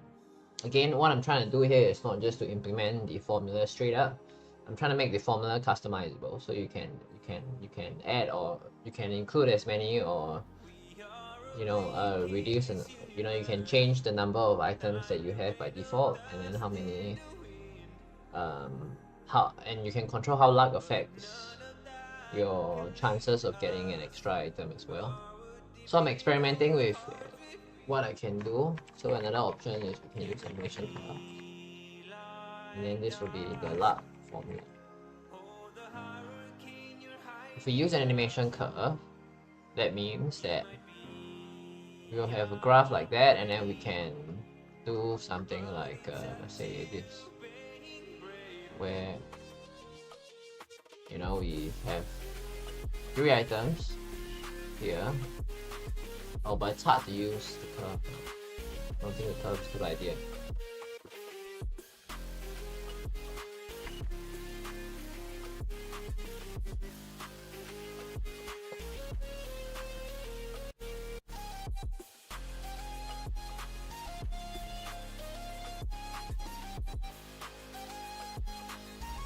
So I guess the expression is still the best way.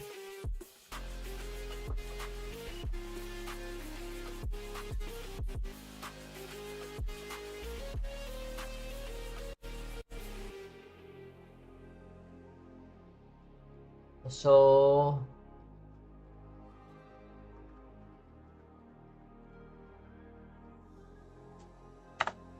a string, and then this would be upgrade option.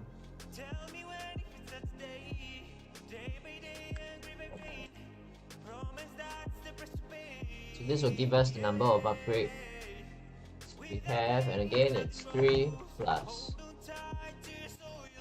1 minus 1.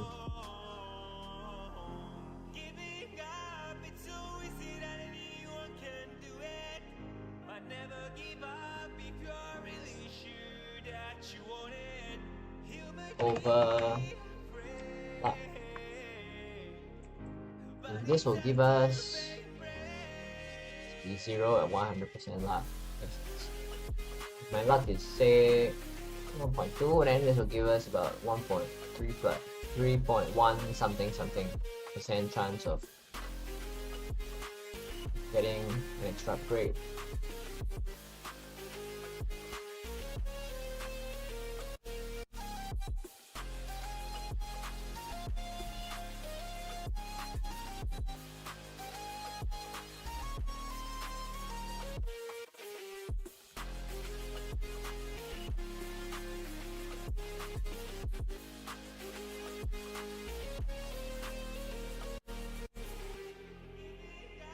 Or we can just implement the formula directly, let's just keep things simple for now.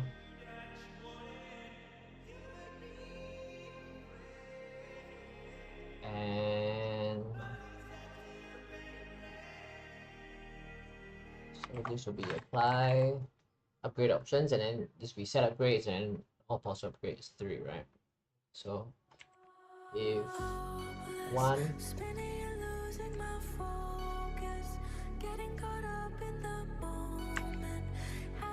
get extra item goes to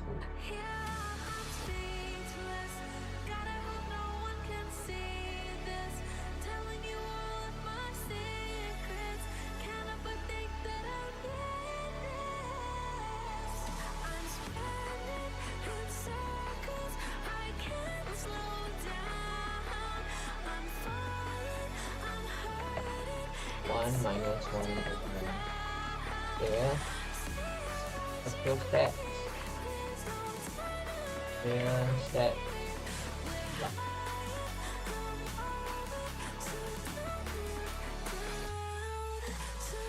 This whole thing, we want to see if it's greater than. So this would be 100%, right? And then this will give us the percentage chance of getting luck, getting an extra item. So if compare it to random.ring, and I just get random.c, random.ring, that work? And then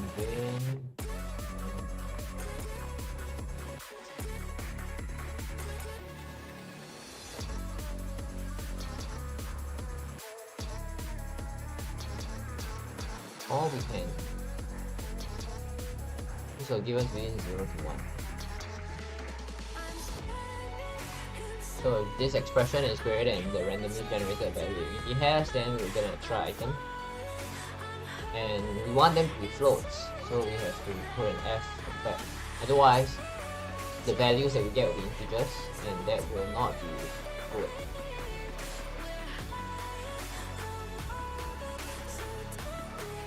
So if get extra item, then we will set that to be 4 upgrades. Otherwise, there will only be 3. Then we will say increase your luck stat chance get 4. So now, if this is done properly, that means that when we play the game and we level up every time, we will have a chance to get either 3 or 4 items.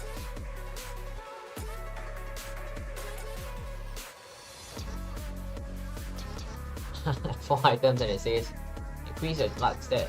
Oh, because it's 3, right? So with my luck stat being at 1, with a 0% increase of my luck stat, it means that I have a 0% chance of getting an additional item at the moment. So I shouldn't be getting anything additional.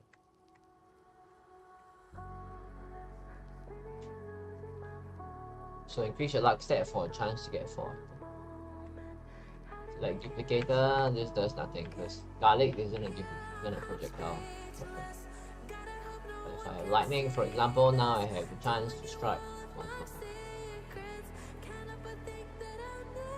And if I increase my luck stat, let's try that. So let's go to actual stats.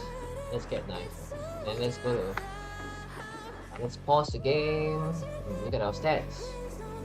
Go to actual stats and increase the luck stat to say 63% increase. So then you see here 63%. So now if I level up, I should be getting multiple options. Oh no, I'm getting only one option. 1.1 luck stat. I'm sure I'll get 4 options eventually. Just gotta keep leveling up. See that? So then the tooltip shouldn't be there anymore, so there's a little bug here because we still have the tooltip appearing here. So the tooltip should be disabled when my luck stat is high enough. So if let's modify this code here. Tooltip is not empty. Tooltip is empty, we'll do one thing, and else we'll do something. Tooltip is empty, then tooltip template, in track, set active will be false. Otherwise, you know, of course, we do the usual. So maybe we have 1 hour more, so maybe I'll just touch up the rest of the UI stuff. Just modularize everything so that we can, you know, make our code neater and have a whole bunch new UI code as well. Let me just try and increase my luck and see whether this affects the number of items that spawn. So increase luck by 10%, so I have small chance of getting 4 items now. 2 years ago, you broke my heart, told me you found another home. Thought I couldn't do this on my own. Okay, now I have a luck of plus 20%. Getting better now. Let's get 4 items. There we go.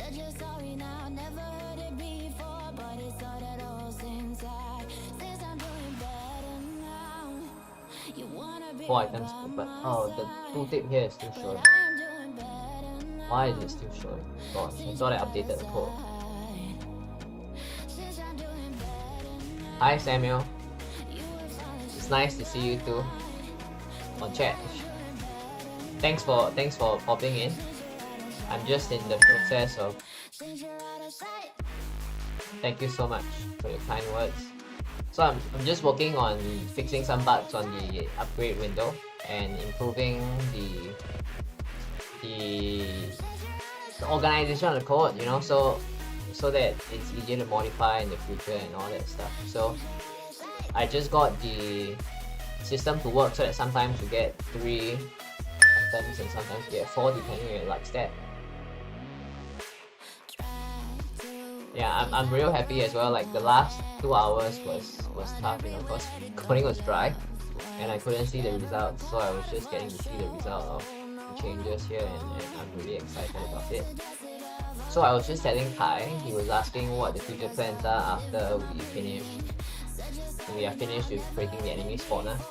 So I'm gonna package this whole project up and present it as. Thank you so much. So we're gonna present the work as. So right now we have the tutorial series and it's bottom up, meaning that you learn to create this whole thing from scratch. And once we finish the enemy spawner script, I'm going to create a series of videos as well that shows you how you can create your own Vampire Survivors clone from the top down, meaning you will take these project files and then we will just show you how to modify the codes and stuff, how to modify or how to mod the code base to get your own Vampire Survivors code.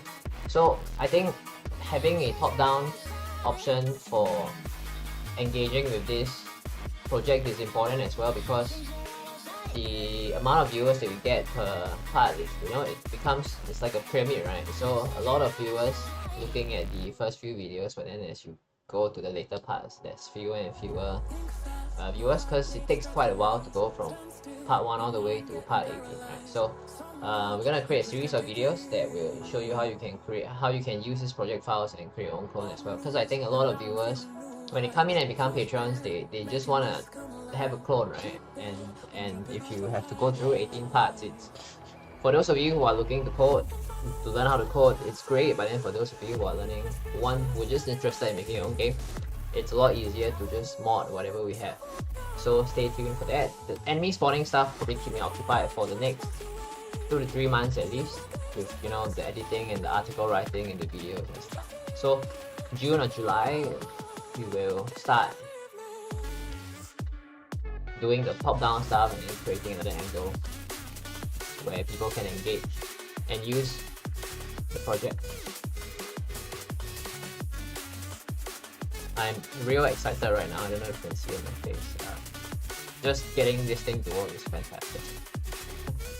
It's been what? It's been 2 weeks of work, but then it's just 2 streams worth of work, almost 3. So now I'm just trying to figure out how to get the text to go away when I actually get 4 items. Let me just increase my luck stat artificially so that I can have a chance of getting an extra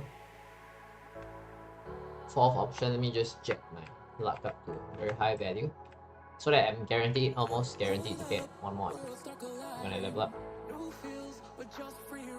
And the text is gone, so I think I fixed the bug. Very happy about that. So the UI screen is done now. I've made it responsive as well, so if you look at different screens, you will see that this adapts itself, which is always great. So I'll show you this in game as well, like when you have different options, how it looks like. So it becomes more and more mobile compatible as well. So we have 3 options here. If I spring this, okay, I'm gonna have to close and reopen this to get this. No, still doesn't work. Do I have to do this? Looks like I have to do this as well. What can I do about this? That when you resize the screen, because if you're playing this on mobile, right? One thing you'll find is that the screen resizes itself. So I have to find a solution for that. What is the height of this element? It's arbitrary, right? Height, this is 110. This height is, I think I got it. Let me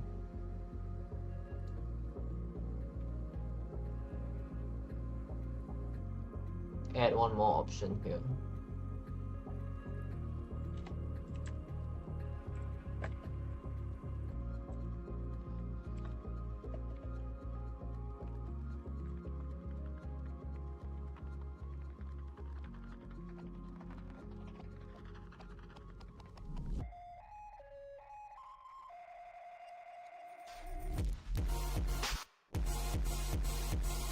Okay, you know what? It's fine. I just set tooltip same height as the object. So the height is set.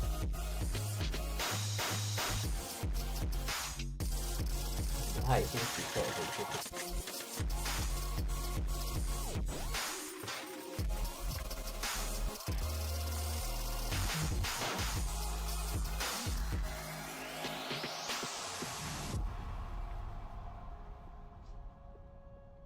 So if I resize, doesn't work. If I resize it horizontally, it's fine. So I will have to check these two as well, then this solves the problem.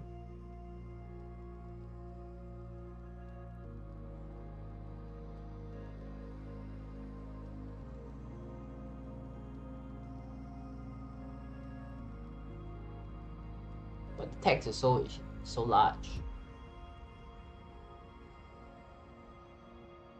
At smaller screens, the text is really large, and I have no idea how I can change that.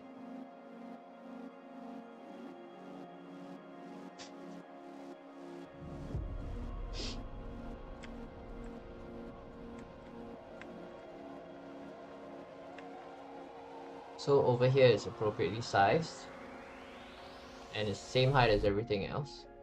But once we do this, then the size goes off the rocker.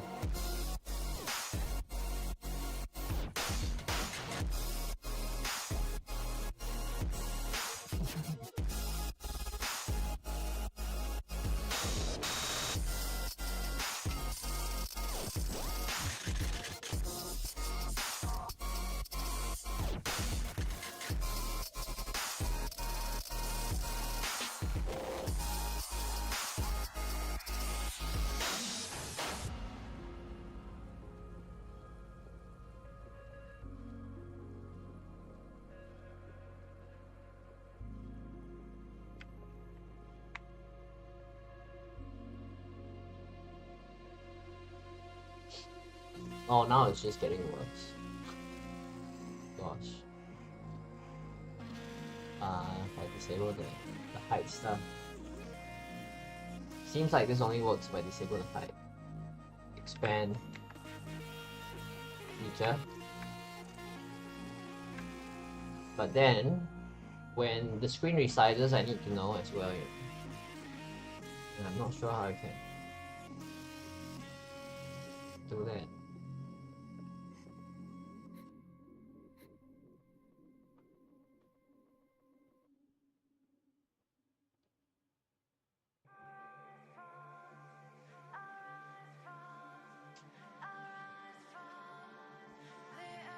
Yeah, element.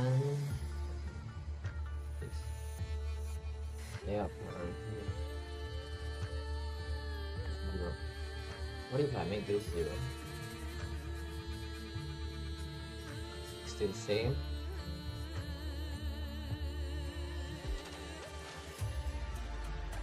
So I practically have to reduce the height here.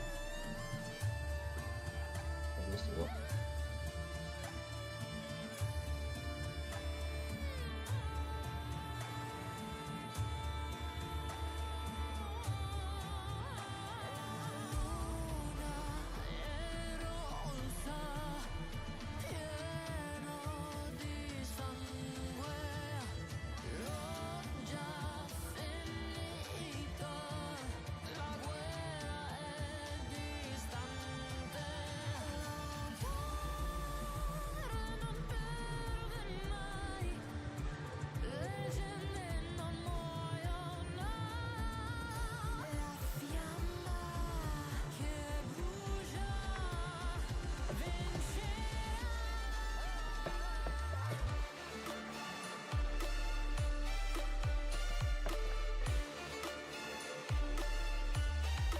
So what this is what you see on screen now. This is Unity Muse. It's an AI helper that solves your coding issues for you.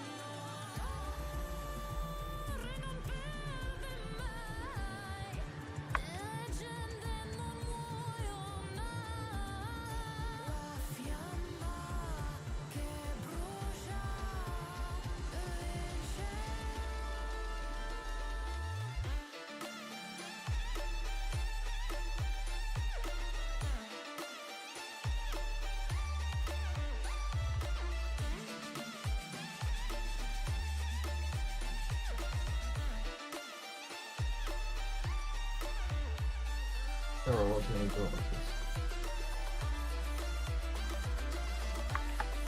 Possible for UI. Screen size.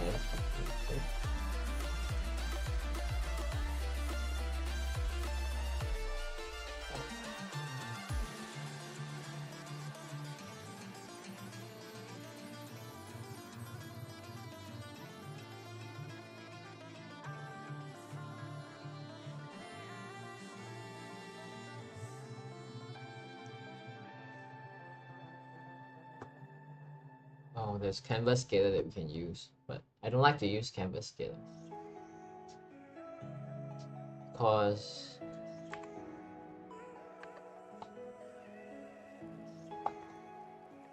it's just well, it's a pretty cheap way of getting your UI elements to work.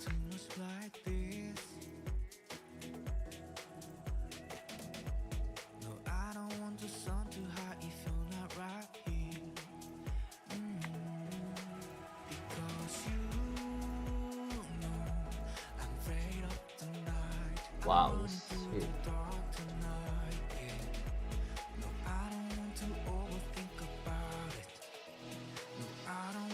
I'm just gonna disable the canvas scaling. Constant for 2 seconds. And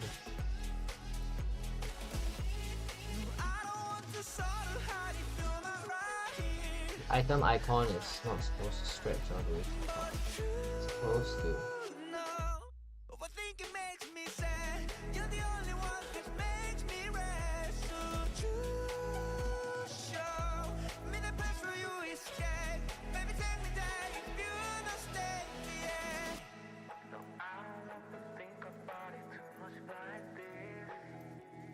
It is supposed to be within this folder.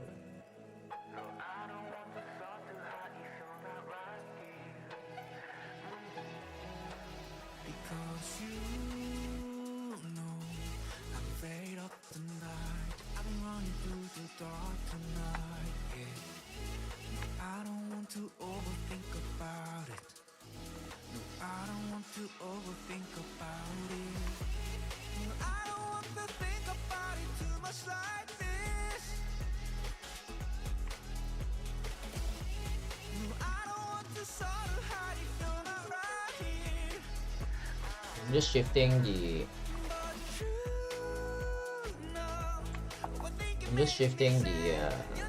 folders in a little bit so that the item graphic doesn't overshadow and it doesn't get oversized. In screen size.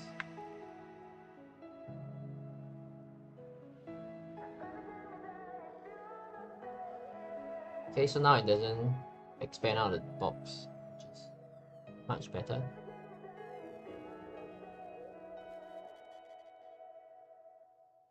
Now the question is just what to do when this thing is I'm so damn sorry. So damn sorry. shrunk. I'm so damn sorry. Well, I guess we can always resize this. I'm so damn sorry, broken. I'm sorry. I couldn't give you what you need, baby. What you need, baby. And even though you try to fix me, you better have the thought just leave you alone. Trust me, you don't need me. You should leave me, leave me. Cause I'm a heartbreaker, I'm a heartbreaker.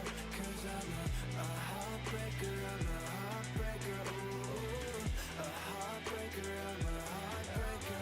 Cause I'm a heartbreaker, I'm a heartbreaker. Ooh, cause I'm a heartbreaker, I'm a heartbreaker. Cause I'm a heartbreaker, I'm a heartbreaker. Ooh, a heartbreaker, I'm a heartbreaker. Cause I'm a heartbreaker, I'm a heartbreaker. Ooh.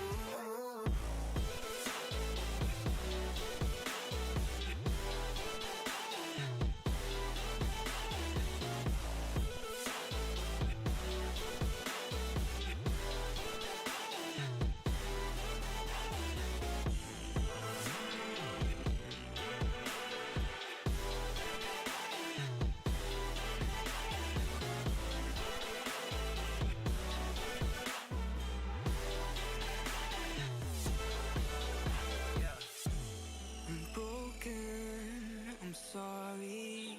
Still holding on to what you said to me. What you said to me. I got nothing but respect for ya. How could I be so forgetful of how my hands were made for holding? I guess one thing we can do is we can prevent the screen from flipping when we can log the size changing when the level up screen appears once the game is paused.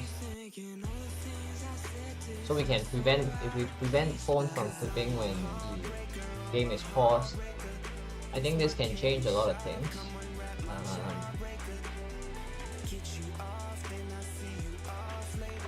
Really lot. I can't love you this way. It ain't my fault, babe. Can't get involved with you. Cause in a heartbeat, you'll break my heart, I'm afraid. So keep it far, babe. Just keep it far, far away. Cause another heartbreak, you'll be a heartbreaker like me.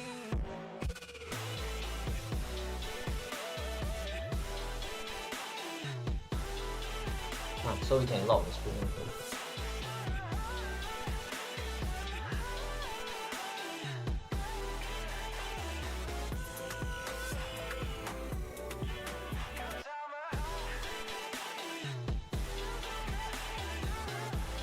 Or we can write a new function into it.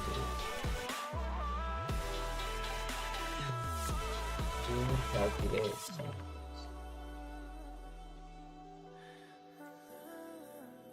Recalculate layout. Recalculate. Like all elements. Or whenever the size of the window.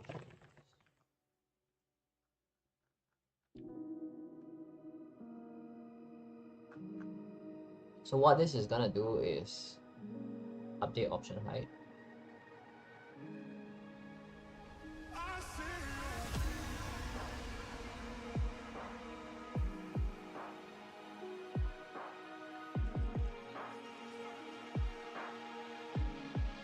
And here is tooltip, template, okay, objective. Then there'll be one more option, and no one else there. One less option. This calculates, gives us the height for all the options. And from here we can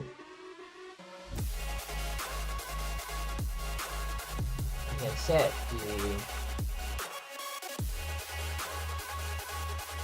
tooltip. I'm sorry, we can set the height of the tooltip as well.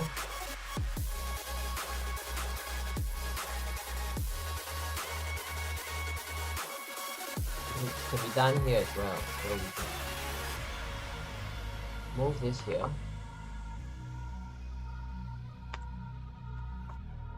So we recalculate the layout. Okay. Picture.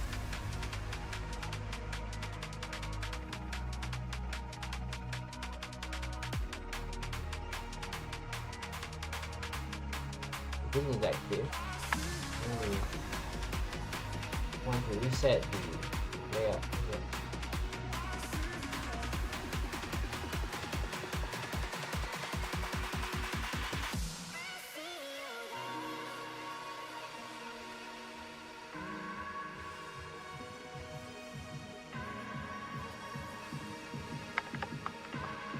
And finally, we want to set height. Everything. We set everything to active.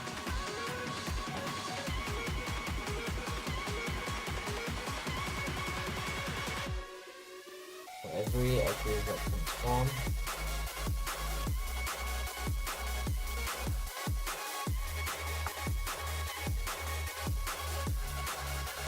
that's the height of every active web.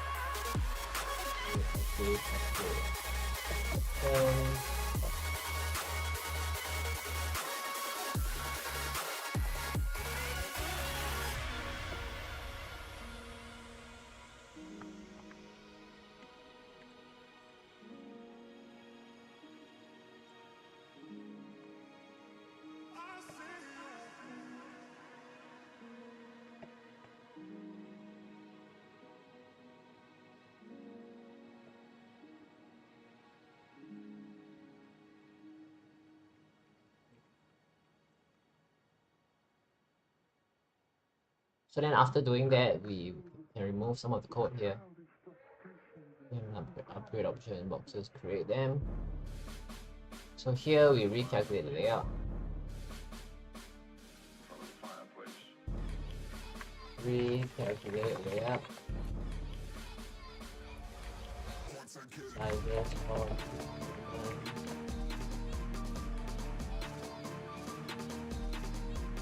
okay.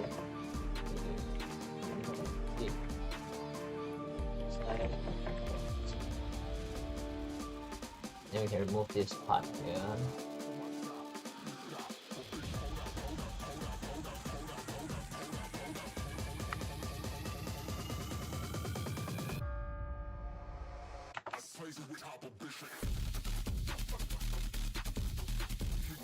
So here we turn on the tooltip. Okay.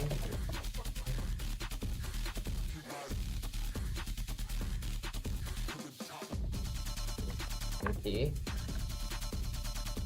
Okay.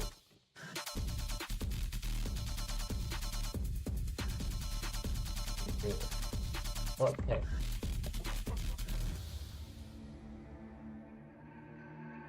Goes to 2 bit.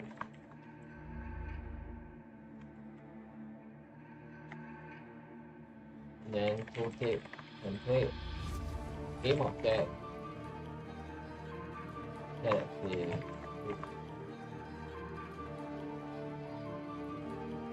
so this recalculate layout function can be used later on as well, because we can call this whenever the width of the window changes, and then to resize all the elements inside. Which line is causing error now? It's line 160. We are missing a socket.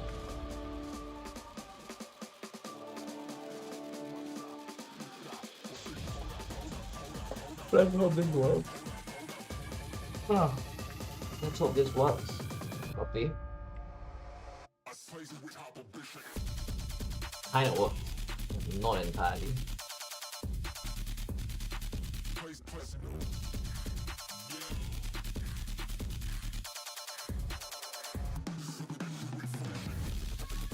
And this is probably just a coding thing.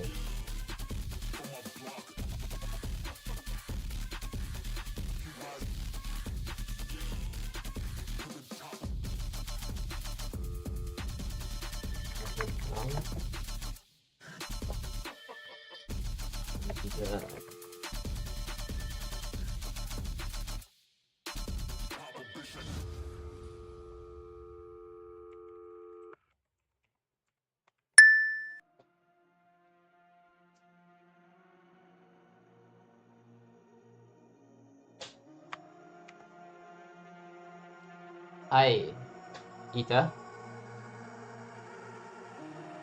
Thanks for joining the stream. I'm almost done here. This stream was pretty dry. It's a lot of just coding and math.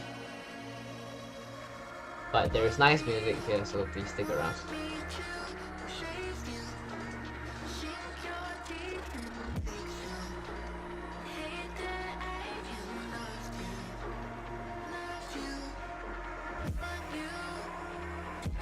So what I'm doing here is I'm trying to make this thing responsive, because right now it's not. And there's a lot of math involved. Because the reason why we gotta make this responsive is so that if you put this on the phone and you flip the screen, it's going to, shift it. It's gonna shift things around. So having this be responsive is gonna be a great. It's gonna be good, because then when you flip your screen on your phone, this will cause the UI to adapt itself to the appropriate size. Or if you just move things around and stuff, then the icons and stuff just adapt themselves to the appropriate size in your game. But I didn't share my screen, right? So what I'm trying to make this responsive. Yeah.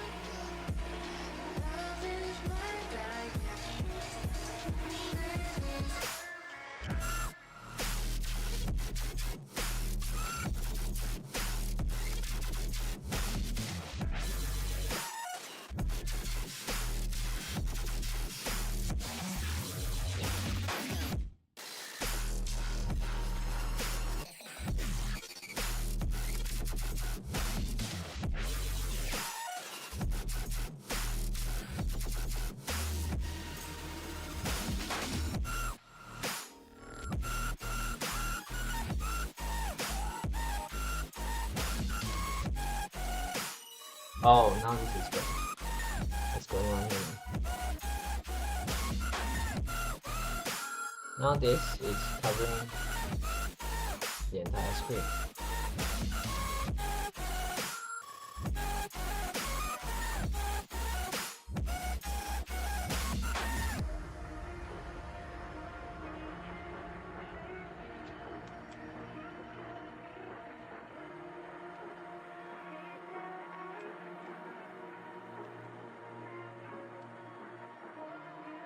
Why is this covering the entire screen?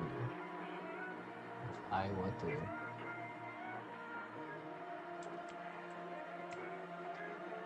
this one max option.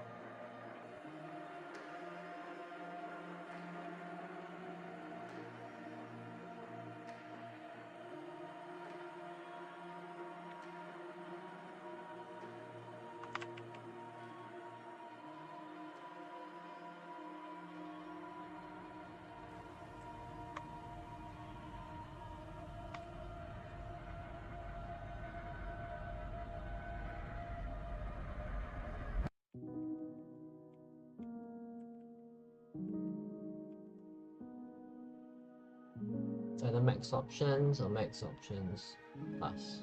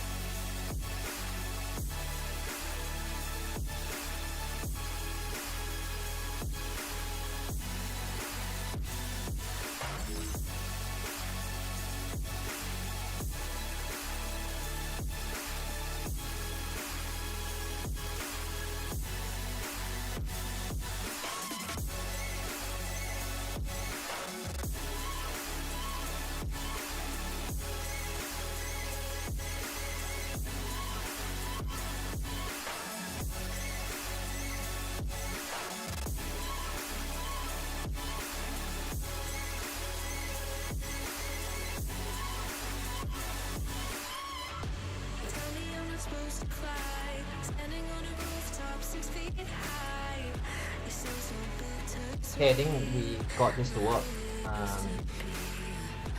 Now we're just gonna make it responsive by making it detect whenever the window changes. For that to happen, I will need to add a new. I'll need to add a new fixed update function.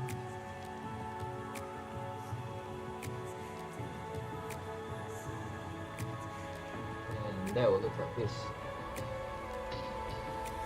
That will look like fixed update. Right here. Remove this. Let me add fixed update here. And then what fixed update will do is just track the screen's width and height. Or just track the rect transforms width and height. So vector 2 plus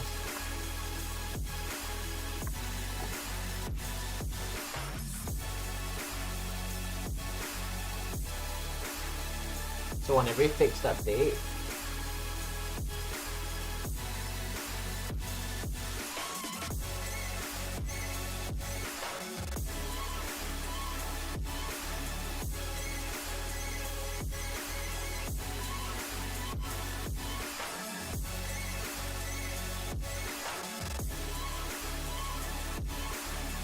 you can check last screen.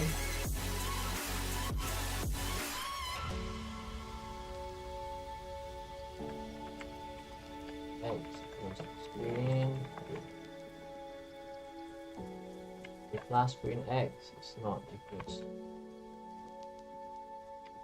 screen width and last screen Y is not equals to screen height, then we will set last screen to be equals to new vector 2 screen width screen height. And after that we will recalculate here. So what this does is that this will check for changes in screen size and update the layout. This is one hell of a script, man.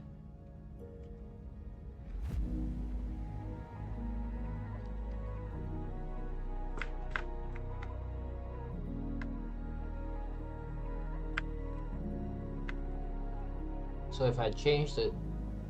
Nope, doesn't work. Fixed update isn't working, it seems.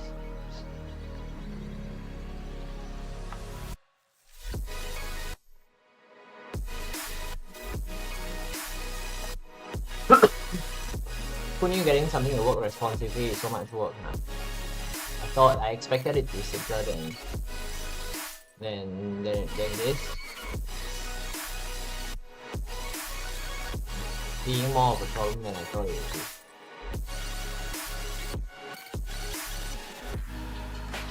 Why doesn't fix update work? Do I create a window?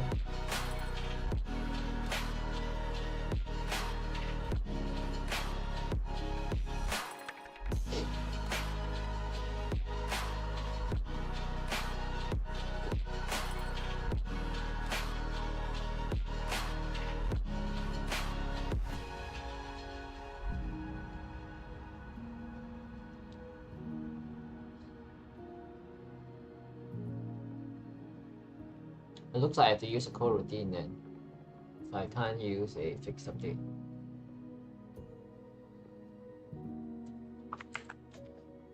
So that means that we have a start function here.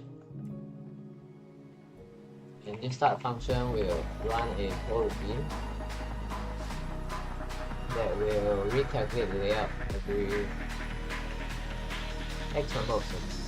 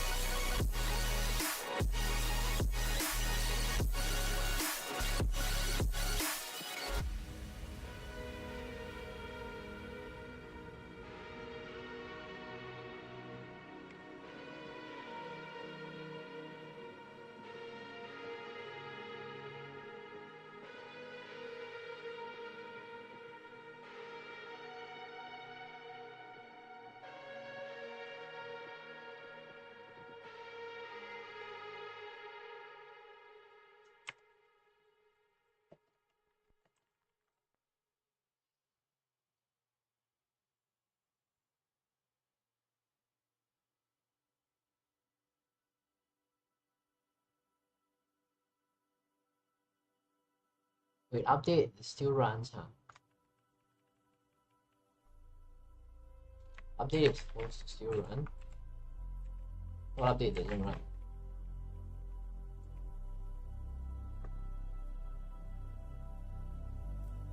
So update runs when the game is paused. This is so interesting.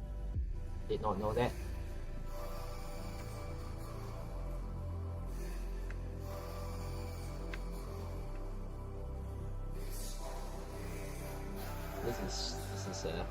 This is new to me. I didn't know update would run regardless of what was going on. So if update runs, then it makes things simpler. So we can just do a recalculate. Yeah, like that. Here, and then this should fix all of our issues.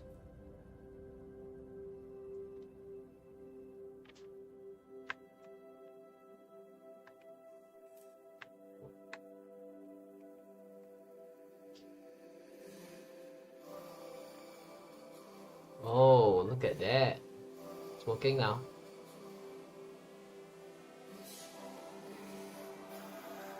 I mean, it doesn't look good at certain sizes, but it comes with the territory.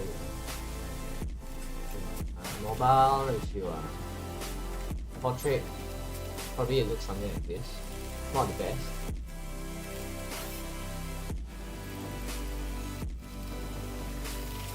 Okay, I think I got everything to work perfect. Everything sizes, so quite well.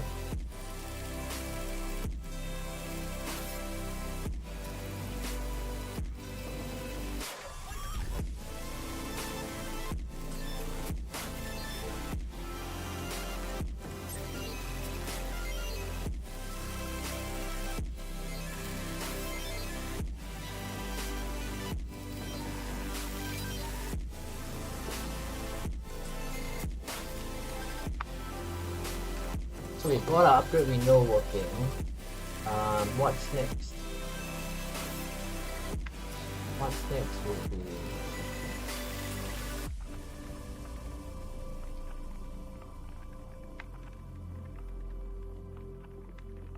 modularizing the rest of the windows as well.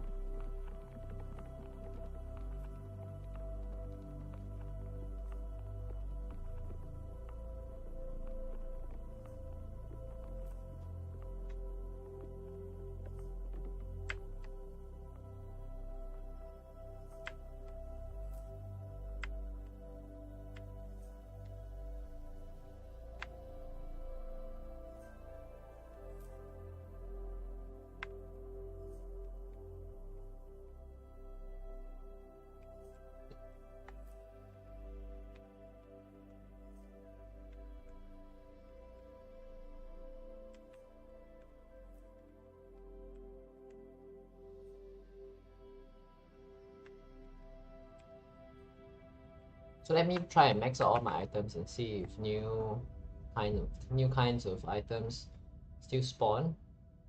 Let me just get a whole bunch of passives myself. Wings.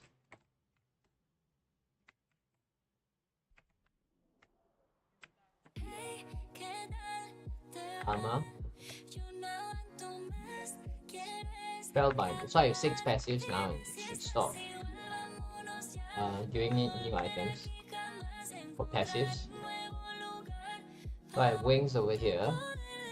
This should say level 2, right? It's not saying level 2. Never mind.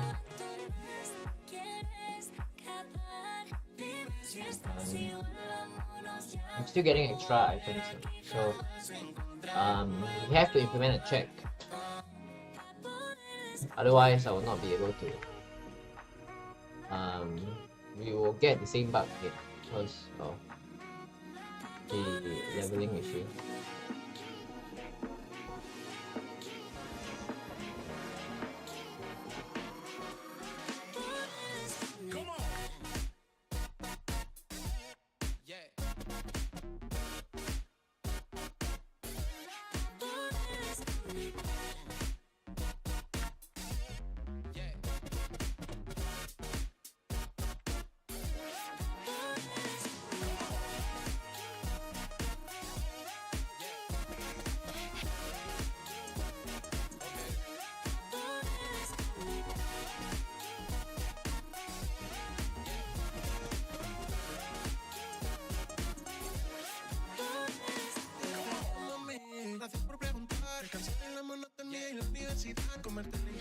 se ha vuelto mi libertad.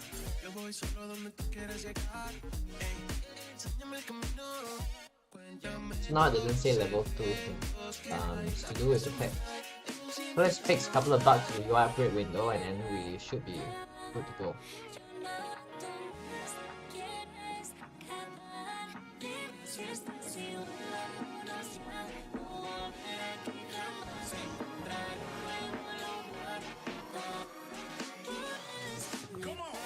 So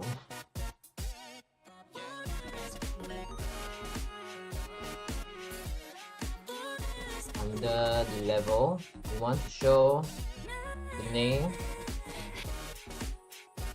of the item,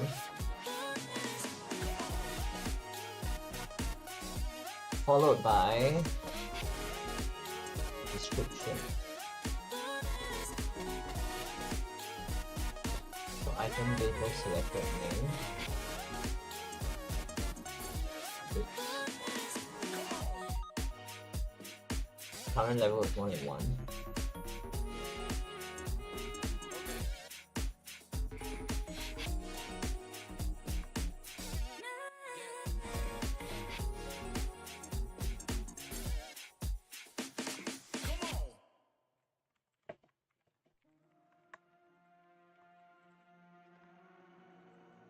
So debugging a couple more things to wrap up this window, and I think we should be done for the stream.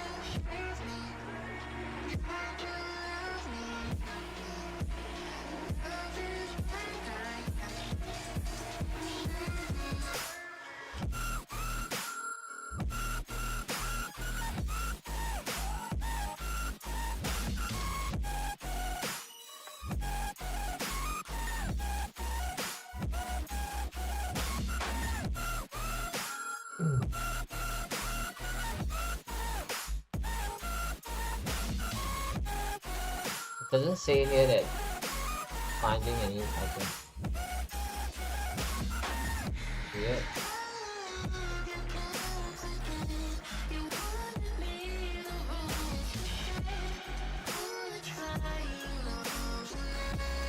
Clover is one of the items to store. It doesn't say level 2.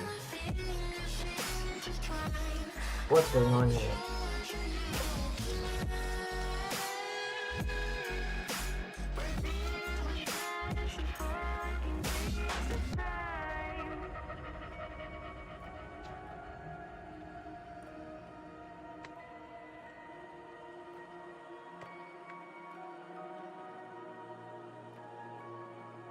Let's look at play inventory. And there is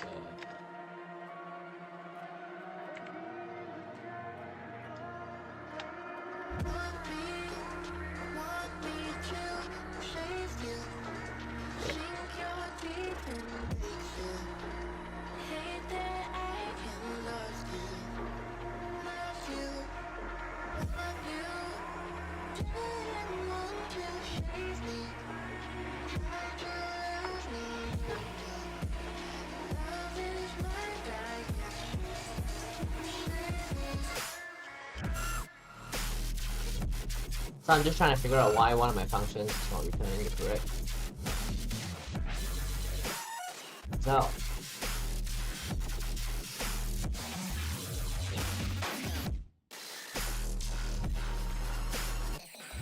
Nine weapon data, Pomerola weapon data.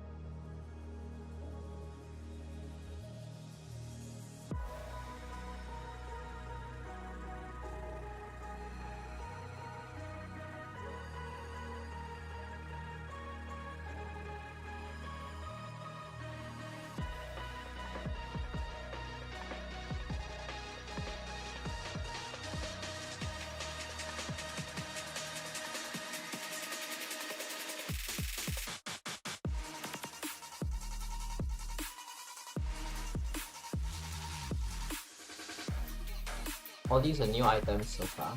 They're not existing items.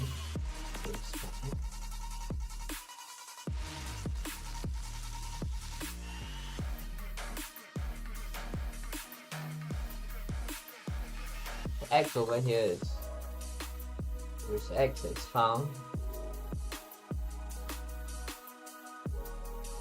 but then the rest of the stuff is all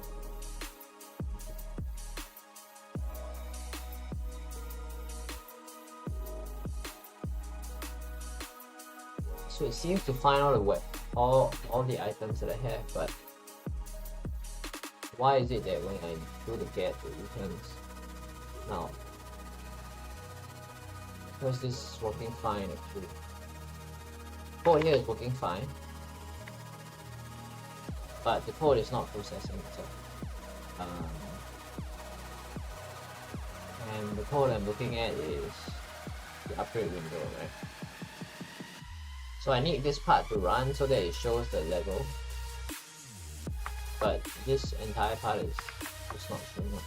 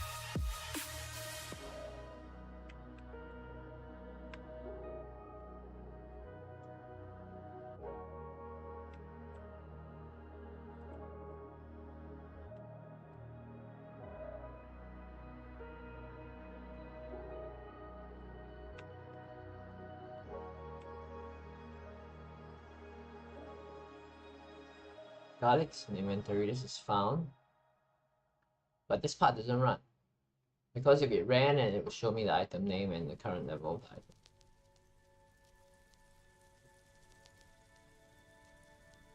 Insert the name of the item. This works. This doesn't work.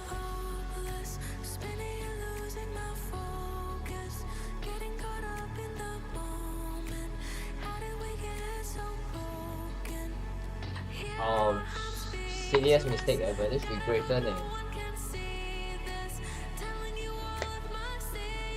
As long as there's item, it's fine. Really. As long as there's item, it's fine.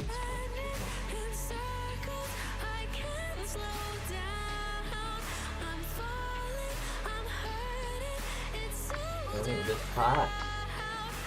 And this should be current level +1.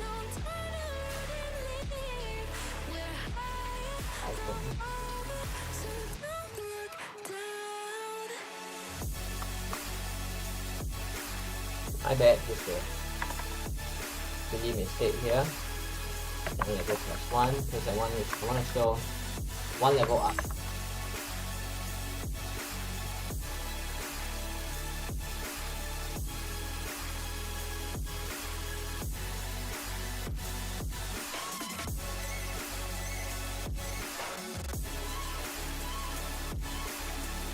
So we have 2 weapons now, and I think it should show up when we have same kind of lightning ring level. So here we go.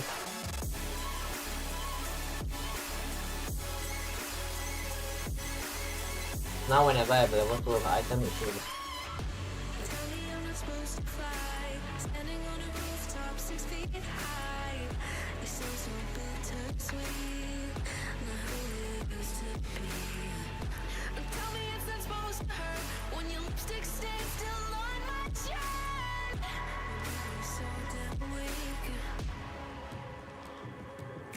Okay, great. Everything works now. So it's just when I max out the item still shows up as a possible upgrade. So let's get X.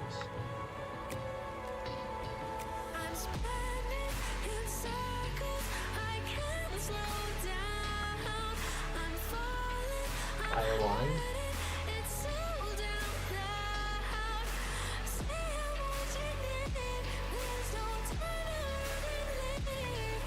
We're high from over, so don't look down. What do we have? Wing. It's getting nice, right? Look at the number of weapons in the screen. Gotta spawn enemies faster. I need to fast.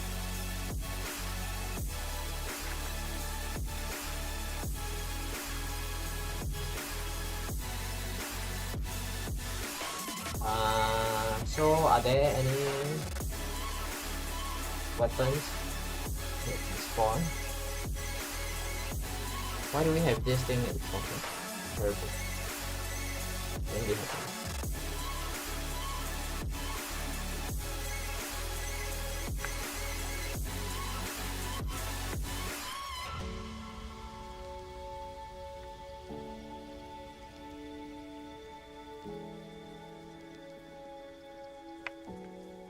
So now we have 6 items. I shouldn't be getting any more.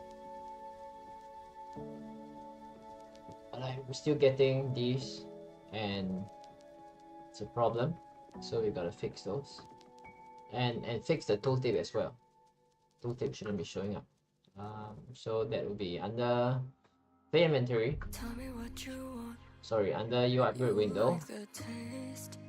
Try to do my thing. Tooltip is provided. Turn on the tooltip. Yeah. Otherwise, In too deep.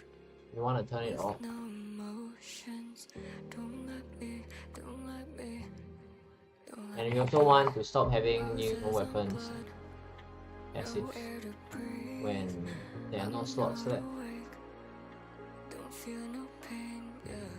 You're in my head. It's suffocating. Don't let me. Don't let me. If you let me die, you'll know. Don't have to mean it like before. Don't let me, don't let me, don't let me. Don't let me die. Go on your item. Go upgrade.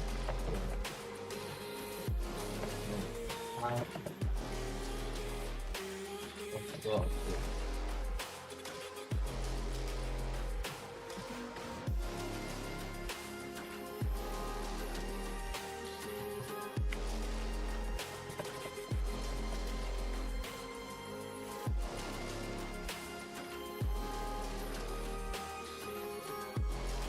Item data. Okay. You know you Or you can't relate with all my feelings. some slots there. If that thing like goes to 0. Make me feel like I have no choice. If Don't let item me, data don't let me. If you let me die, you know. Don't have to mean it like before. upgrade dot Don't let me, don't let me, don't let me, don't let me, don't let me die. If you let me die, you'll know. Don't have to mean it like before. Don't let me, don't let me, don't let me, don't let me die.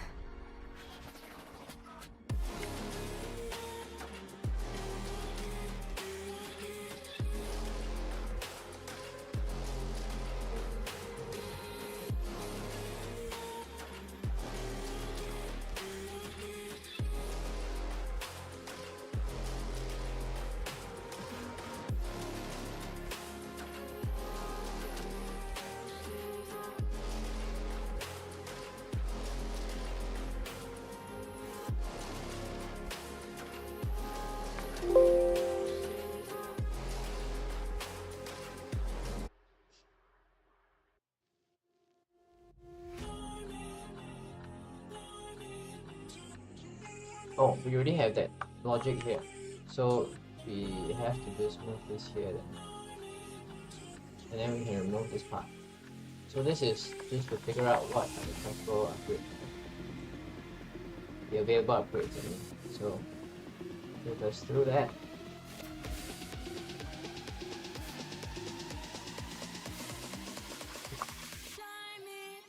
And this will be available upgrades.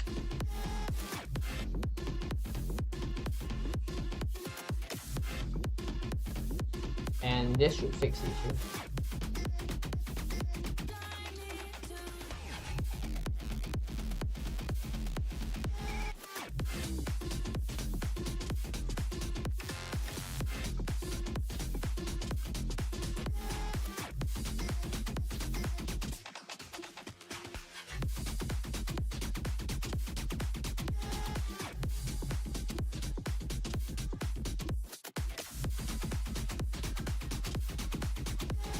Let's see if once I max out the weapons, do I get any more weapons with upgrades? We should stop getting that once we max out weapons.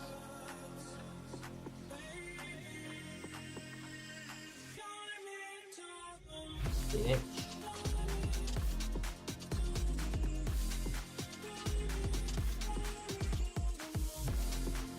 Fire one. So it's 4 weapons now.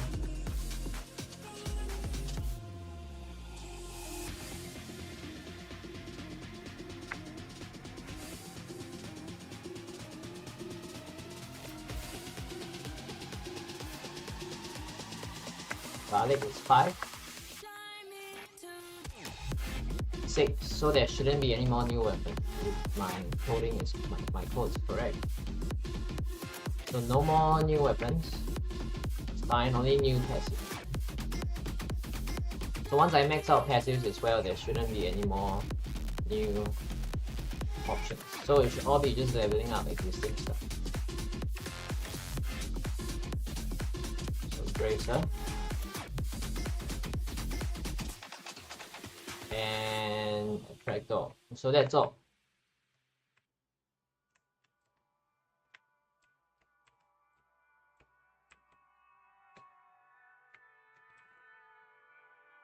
So now the code works, it doesn't give you upgrades once you run out of slots, which is awesome.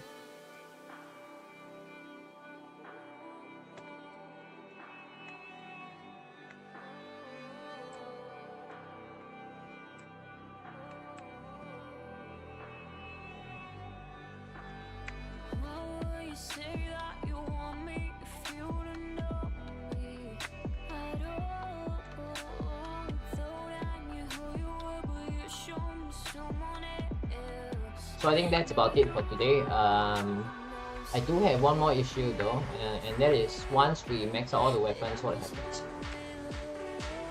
And for that,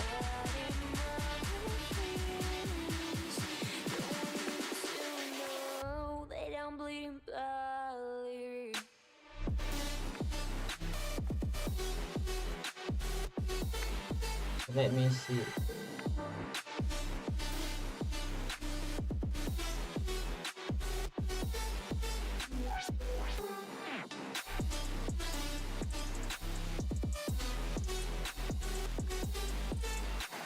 Let's see if we can get there.